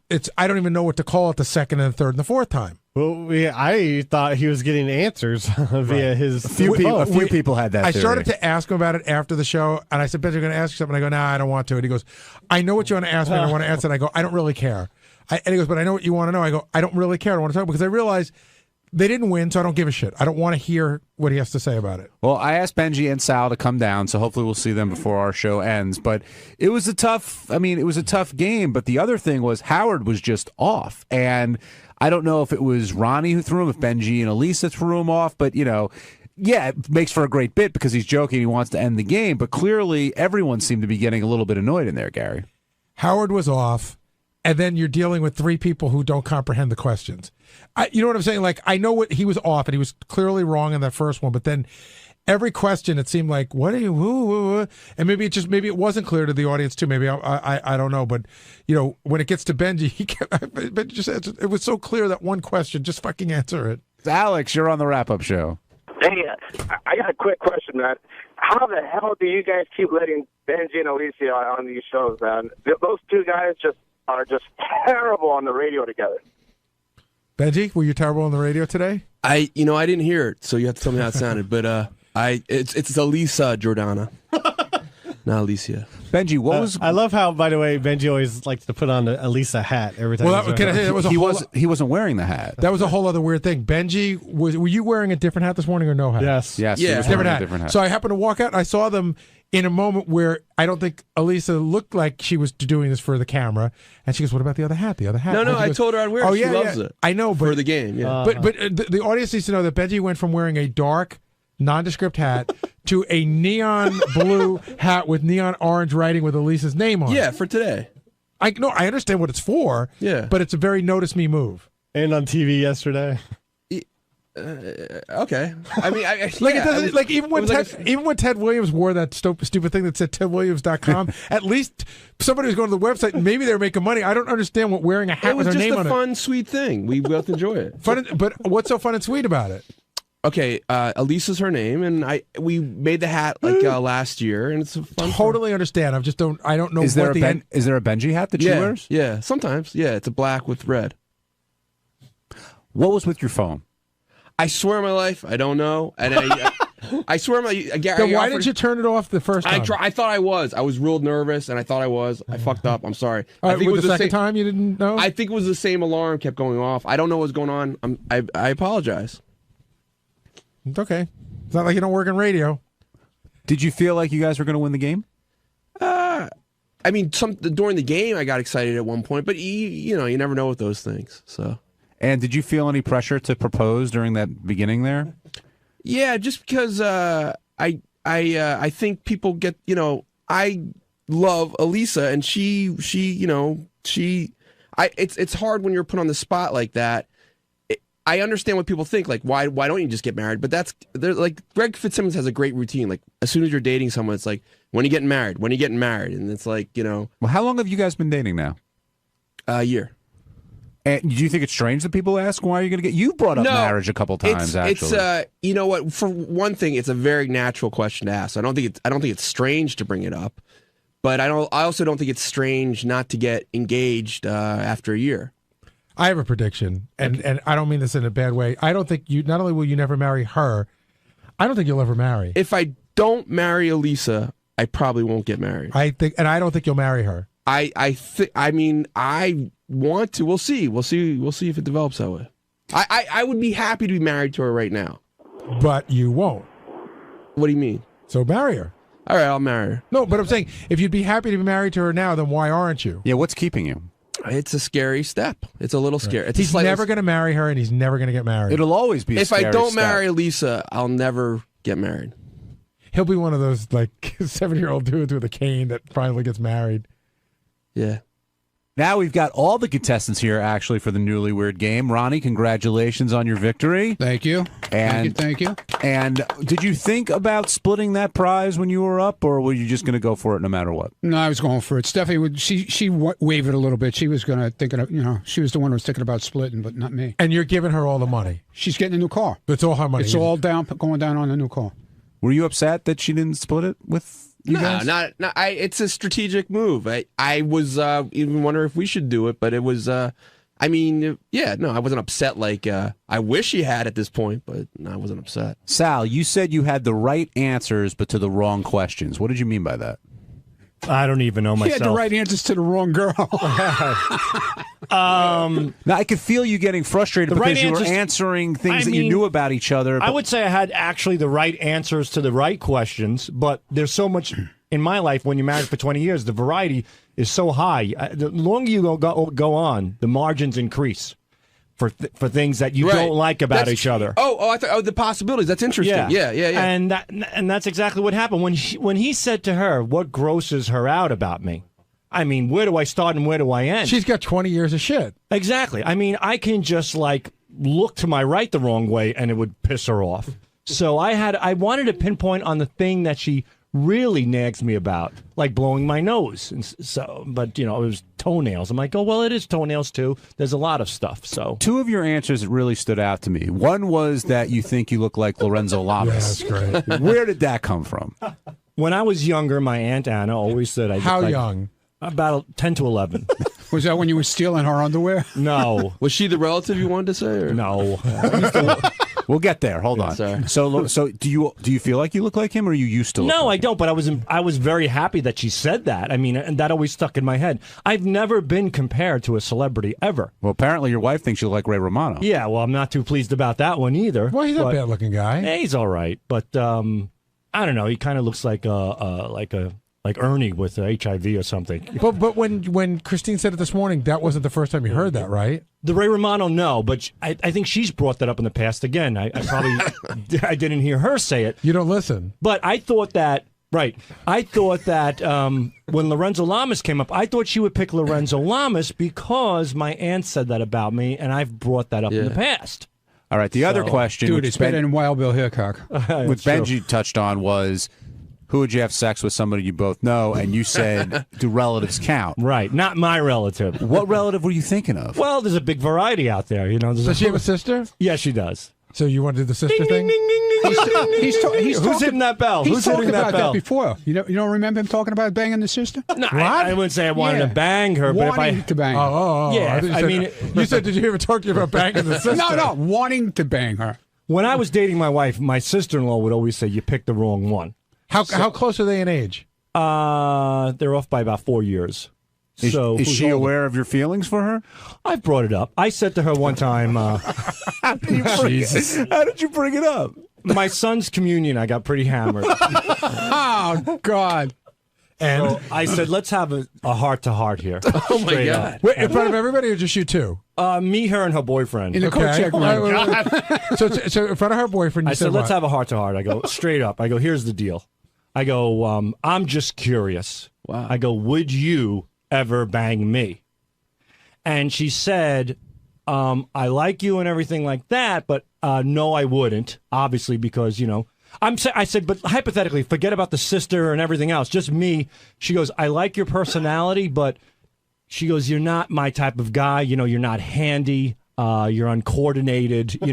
She likes like a real blue collar dude. I mean, she's dating a guy in construction, a guy who comes to a wedding with construction boots on and soot all over his jeans. That turns her on. So I was just curious if she was not banging me, but I was just curious if I was her type.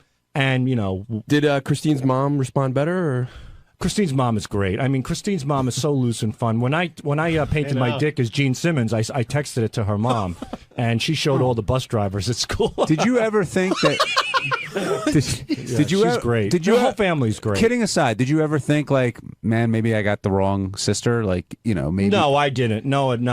I know I got the right girl. What would you have done if she said, "Yeah, you know what? I probably would date." That would be nice. I was just like, wow, it's a little, notch in the belt, so to speak. That's basically it. A little medal to carry around. Like, hey, your sister. And while you're having this heart to heart, the boyfriend's standing right there. What does he do? He's got his arms crossed and he's kind of looking at me a little strange, but. When you get really wasted, people kind of have a tendency to forgive you a little bit. Like I've said some crazy things drunk, and I've noticed that I've gotten away with a good majority of it. Sometimes I haven't.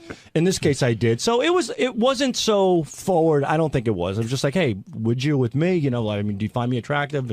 And that was it. And the whole family's joked around about like, you marry the wrong girl and stuff like that. One last question before we got to take a break.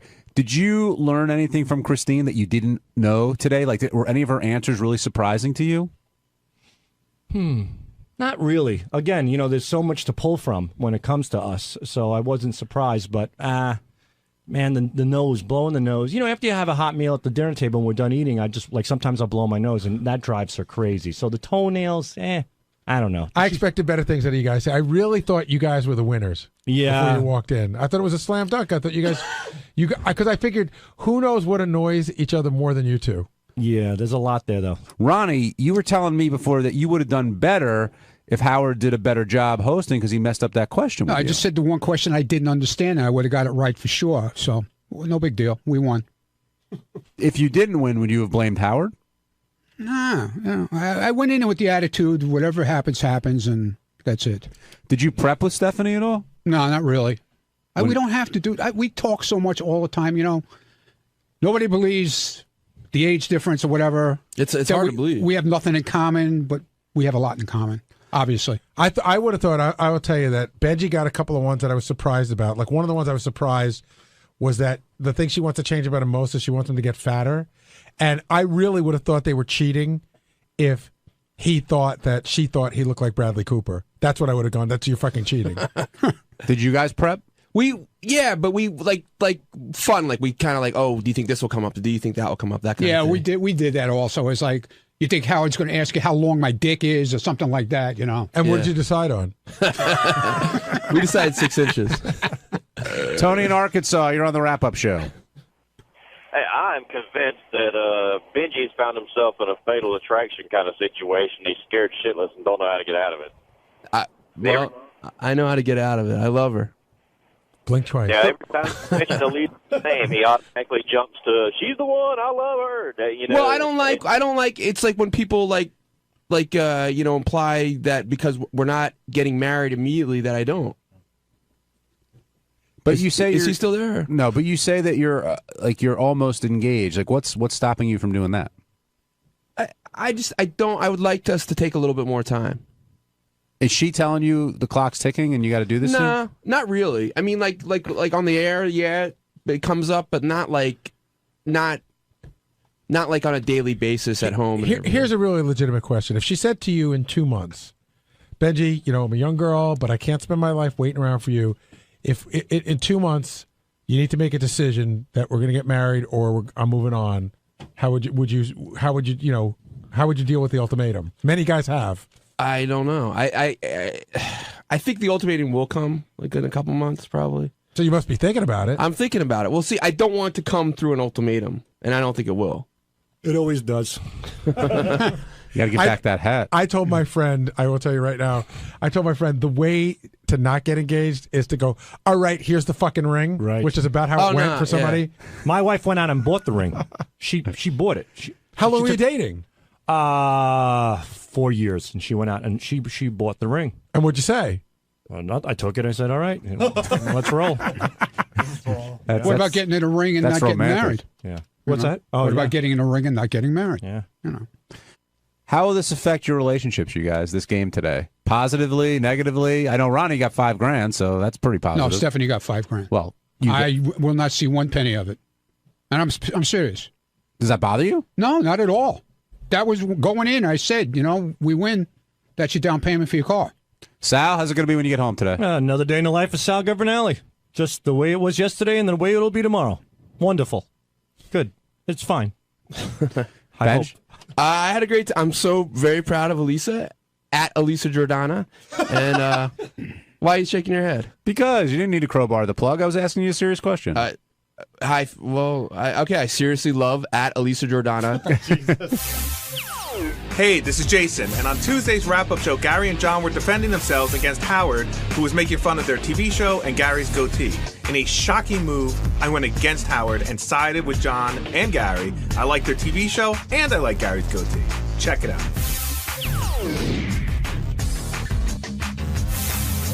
Gary, what do we know? We know nothing about that or vinyl or anything else. And should I apologize to you for letting you take the brunt of that? No, because what would be the point of coming in? First of all, if you'd have come in, it probably would have softened it a little bit, which is not why we do the show.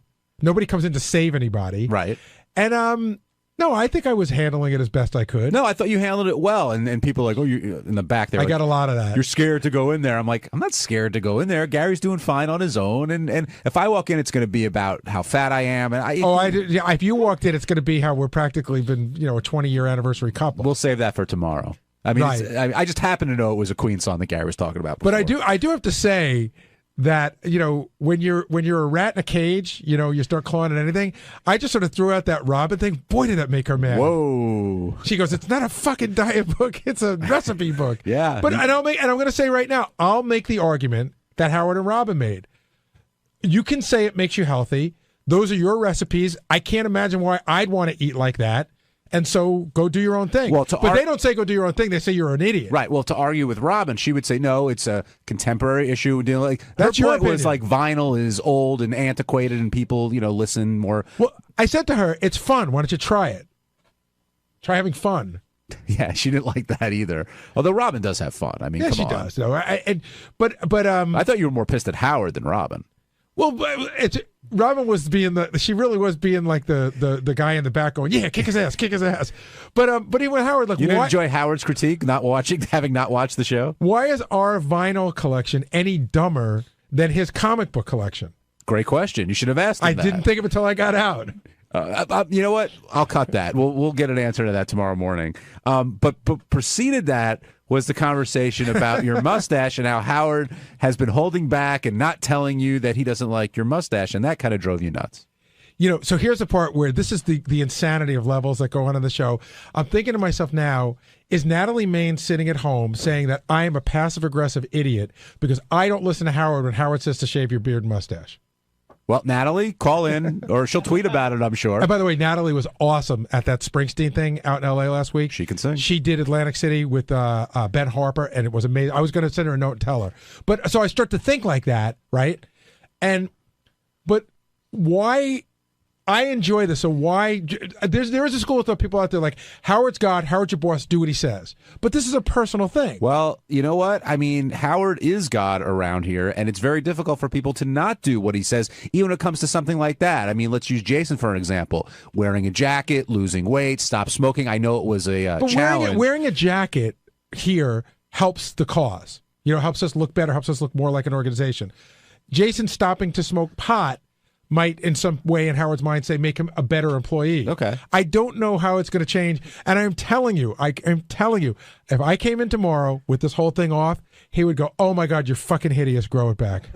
So what are you going to do? I'm going to just keep it on. I like it. You're going to lose the goatee maybe and just keep the mustache? No, the mustache is bad. Just a mustache alone is bad. I think that looks very Keith Hernandez, very 80s. But don't you feel very porn star? But don't you feel that people do feel pressured when Howard says something like that? They do. I've just been doing it long enough not to sort of say I love what he thinks. I hear what you say, but I don't have to do everything you say. Brendan in Cape Cod, you're on the wrap-up show. Brendan. Oh, hey, sorry, guys. I was daydreaming at work. Hey, Gary, what the fuck does Howard, you know what I mean? It's fucking comical when you listen to it, you know what I mean? And you're like, what do you care what because if you shave it tomorrow, what the fuck would he say? See, Gary, I was fucking right. You know what I mean? You're going to be fucking kidding me. What does he care? Well, and also, and if you said something about, boy, you should change your hairstyle, Gary, what the fuck do you care about what my hair looks like? You know what I mean? He would get on you so bad if you said something about his hairstyle or way Ralph dressed him. You know what I mean? It's fucking comical. It's fucking comical. The place where it gets weird is when Howard's doing a bit for the air. So maybe in his mind, my mustache bothers him, but maybe, very possibly, he just thinks it's funny. You know, he threw it out there, I reacted, and it's funny. And I've been with Howard long enough where he feels bad when he does bits on the air and then people react to them in real life. Do you think that he doesn't like your mustache and goatee? Today, yes. Tomorrow, who knows? No, but I mean, forget the air. Like, do you think he's been wanting to say that to you and use this opportunity to do so? Or he just wanted to tweak you today? I think he just saw it and it hit him the wrong way. I don't think he sits around at dinner time and sees a picture of me and go, God, I hate that thing. All right. I don't understand what you just said, though, about he reacts when people react. Like, you saying that he would be upset with himself if you shave? I think that I've been with him sometimes where he'll go like, what happened? Oh, I said, so-and-so, canceled their dinner, or so-and-so changed their outfit. I go, why? Well, the thing you did on the air. And I go, oh, that's so silly. I was just doing a bit on the air. Like, I think he's surprised when people react and he'll go, oh, that's so dumb. I didn't really want them to do that. Do you think Howard and Robin will watch our show? No. Robin will. Robin will now because now she's pissed. She's going to watch it and she's going to take notes and she's going to have JD pull clips that make us look like assholes. Howard will not watch it. Why? Because he doesn't have a disc in his hand or a way to watch it that makes it easy. I gave him the link because I thought the link was the easiest way to go. Does it bother you that he's not going to watch it? It did, but it doesn't anymore. Why? Because no good can come of him watching it. There's no way he's going to watch that show. Before, stupidly, there was a little piece of me that goes, "Hey, I want to watch it," and go, that's sort of cool what these two guys did. It's sort of fun. Now I'm like, why am I such a moron for thinking that? Joey, you're on the wrap-up show. Hey guys, how are you? Good. Good. Hey, I'm a big fan. I've been listening for 10 years, and I'm very honored to be allowed to talk to you guys today. So I just want to ask Gary. So what's the real reason why you got a mustache? So is it because your wife thought it looked good, or you thought it looked good, or just curious? And by the way, my wife says that it looks really good on you. So just wanted to ask the question: what's the real reason you got a mustache? We were on vacation like 4 or 5, 6 years ago, and I joked with my wife that I was going to grow a beard, which she hates. So I let it grow the whole vacation, and then I said, all right, I'm going to go up and shave. And when I was shaving, I always wanted to see what the goatee thing looked like, so I shaved it, and I came down sort of to bust her balls, and I didn't think it looked so bad, so I kept it. But one of the reasons we picked up on you is because Howard is very much like, well, Gary, why did you grow the beard and mustache? And I just told the story. He'll go, no. There's always a reason. There's a deeper reason. And I can't think of a deeper reason. I just did it for that. Is there something deeper, though? No. You just did it for... Maybe there's a subliminal person who hates my face inside and feels it needs to be covered. Did you ever go full beard? Oh, sure. Yeah, when I was on the show. Since then, I haven't seen you full beard. Teddy was just saying I should go full beard.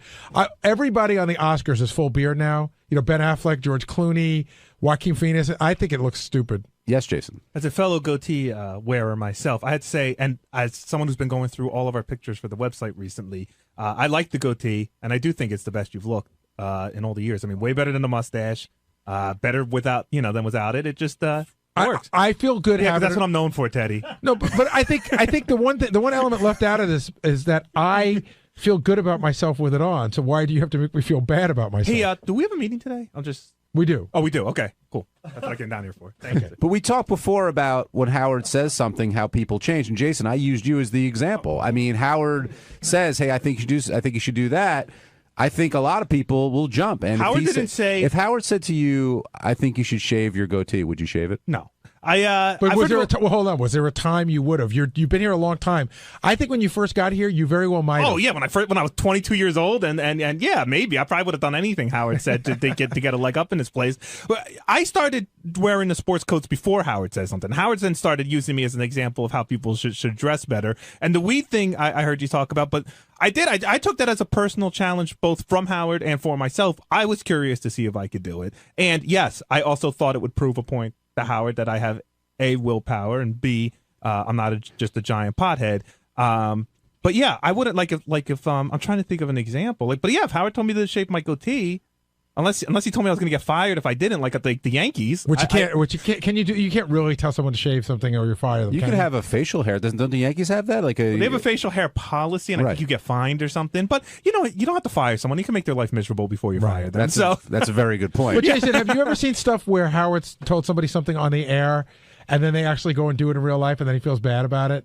I guess I've seen it more than you. No, but what I will say is that Howard changes his mind a lot. So if you shave the goatee today, a year from now, Howard will be like, "Oh, you're so gross without facial hair." Do you think, Jason? Do you think Howard really doesn't like Gary's goatee, and like this was his way, and mustache? This is his way of saying it. I think Gary's in a very unique and unfortunate position that Howard just picks up on anything on Gary at any moment and decides that he doesn't like it or has a comment on it. He's also for example. How did you end up out of the VH1 show, Shrapnel? I heard a lot of Gary bullshit going down. I didn't hear any John Hine. I wasn't called into the studio, and I didn't go in. That's the way it goes. But what I'm saying is Howard's very focused on Gary and his facial hair and his dress. I think Howard has commented on how I'm going to die and how fat I am relating to the show. As long as we're talking about having not seen it. I watched the show. It's very good. I actually really liked the opening credits. I thought they were cool. But man, you look fat. I mean, in that opening shot where you guys are just standing in front of the store, I was like, I mean, I see you every day, and I was like, whoa. All I'll say is I agree, and we shot that right when I finished shooting Fast Food Mania, so I wasn't exactly at my fighting weight. Are you insinuating? Wait, John, hold on a second. Are you insinuating that you're lighter now than you were in that shot? Yes. You are? Yes, I definitely am. I don't know. I mean, I was surprised. Like that was my initial reaction. I was like, whoa. So I guess you did look bigger there than you do here. Yeah, and it wasn't a good shirt either. The camera didn't help, that's for sure. Our wardrobe is a big topic of discussion with the people at VH1. They actually hired somebody. We had to go do some reshoots. I think their whole thing is like, why do we spend so much money and let them dress themselves? Yeah, I mean, that opening shot where you guys are just sitting there with your shirt untucked, you looked fine, but sorry, I'm pointing to John now. You did not. But that's whatever. The show was good. No, I appreciate the honest feedback. Thank you, Jason. No problem. And the opening was cool. How do you shoot that? Is that like a day? Do you just go down and shoot? It was a day. Yeah. It was like a half a day. We went down and they just take a bunch of stills of us. And I know John had a bunch of funny faces. Jason loves to pick on me. Let's go to Tommy. You're on the wrap-up show. Hey now, guys. Even though it was hilarious when he was picking on you, Gary, I think he was very mean to you today. I loved your show. It was very interesting, and Jack White was a big surprise. He really has a good personality. I was really surprised at that. Yeah, I mean, Jack White was a good guy. It was a good guy for us to get. That's why we spent so much time with him. Howard doesn't understand or love vinyl. That's okay. I don't understand or love comic books, but I won't say that a show about comic books is stupid. It's just not for me. And he loved Jack White at the Grammys, too. He said that. Yeah, he likes him playing. He just doesn't like him talking. But the other thing I want to bring up that Jason sort of keyed me into is I'm on the little speaker microphone every day for anything that Howard needs. And so when I push that button down, my face goes up into the monitor in the studio. So anything that's going on around, that's when Howard, I mean, the list of things that Howard has picked on me that he's seen through that, what are you eating? Why are you putting ketchup on your eggs? What's the matter with your mustache? What is that you're drinking? Why are you putting guacamole on your eggs? I mean, this is like provided a lot of stuff for him. Well, and I think Robin and Fred enjoy it as well. Well, Fred's the one that makes you crazy. Because Fred likes vinyl more than we do. Exactly. But he's got to do what he's got to do. Yeah, he's just doing his job. On Wednesday's wrap-up show, all the talk was about another show, Gary and mine's VH1 Classic show, For What It's Worth. Specifically, Gary went in, Howard kind of stuck it to him. Some people feel I'm not supporting him. I don't agree, but look, it's very hard to keep a straight face when Howard's killing Gary, and you're supposed to be part of that killing. So anyway, lots of discussion, and you decide what you think.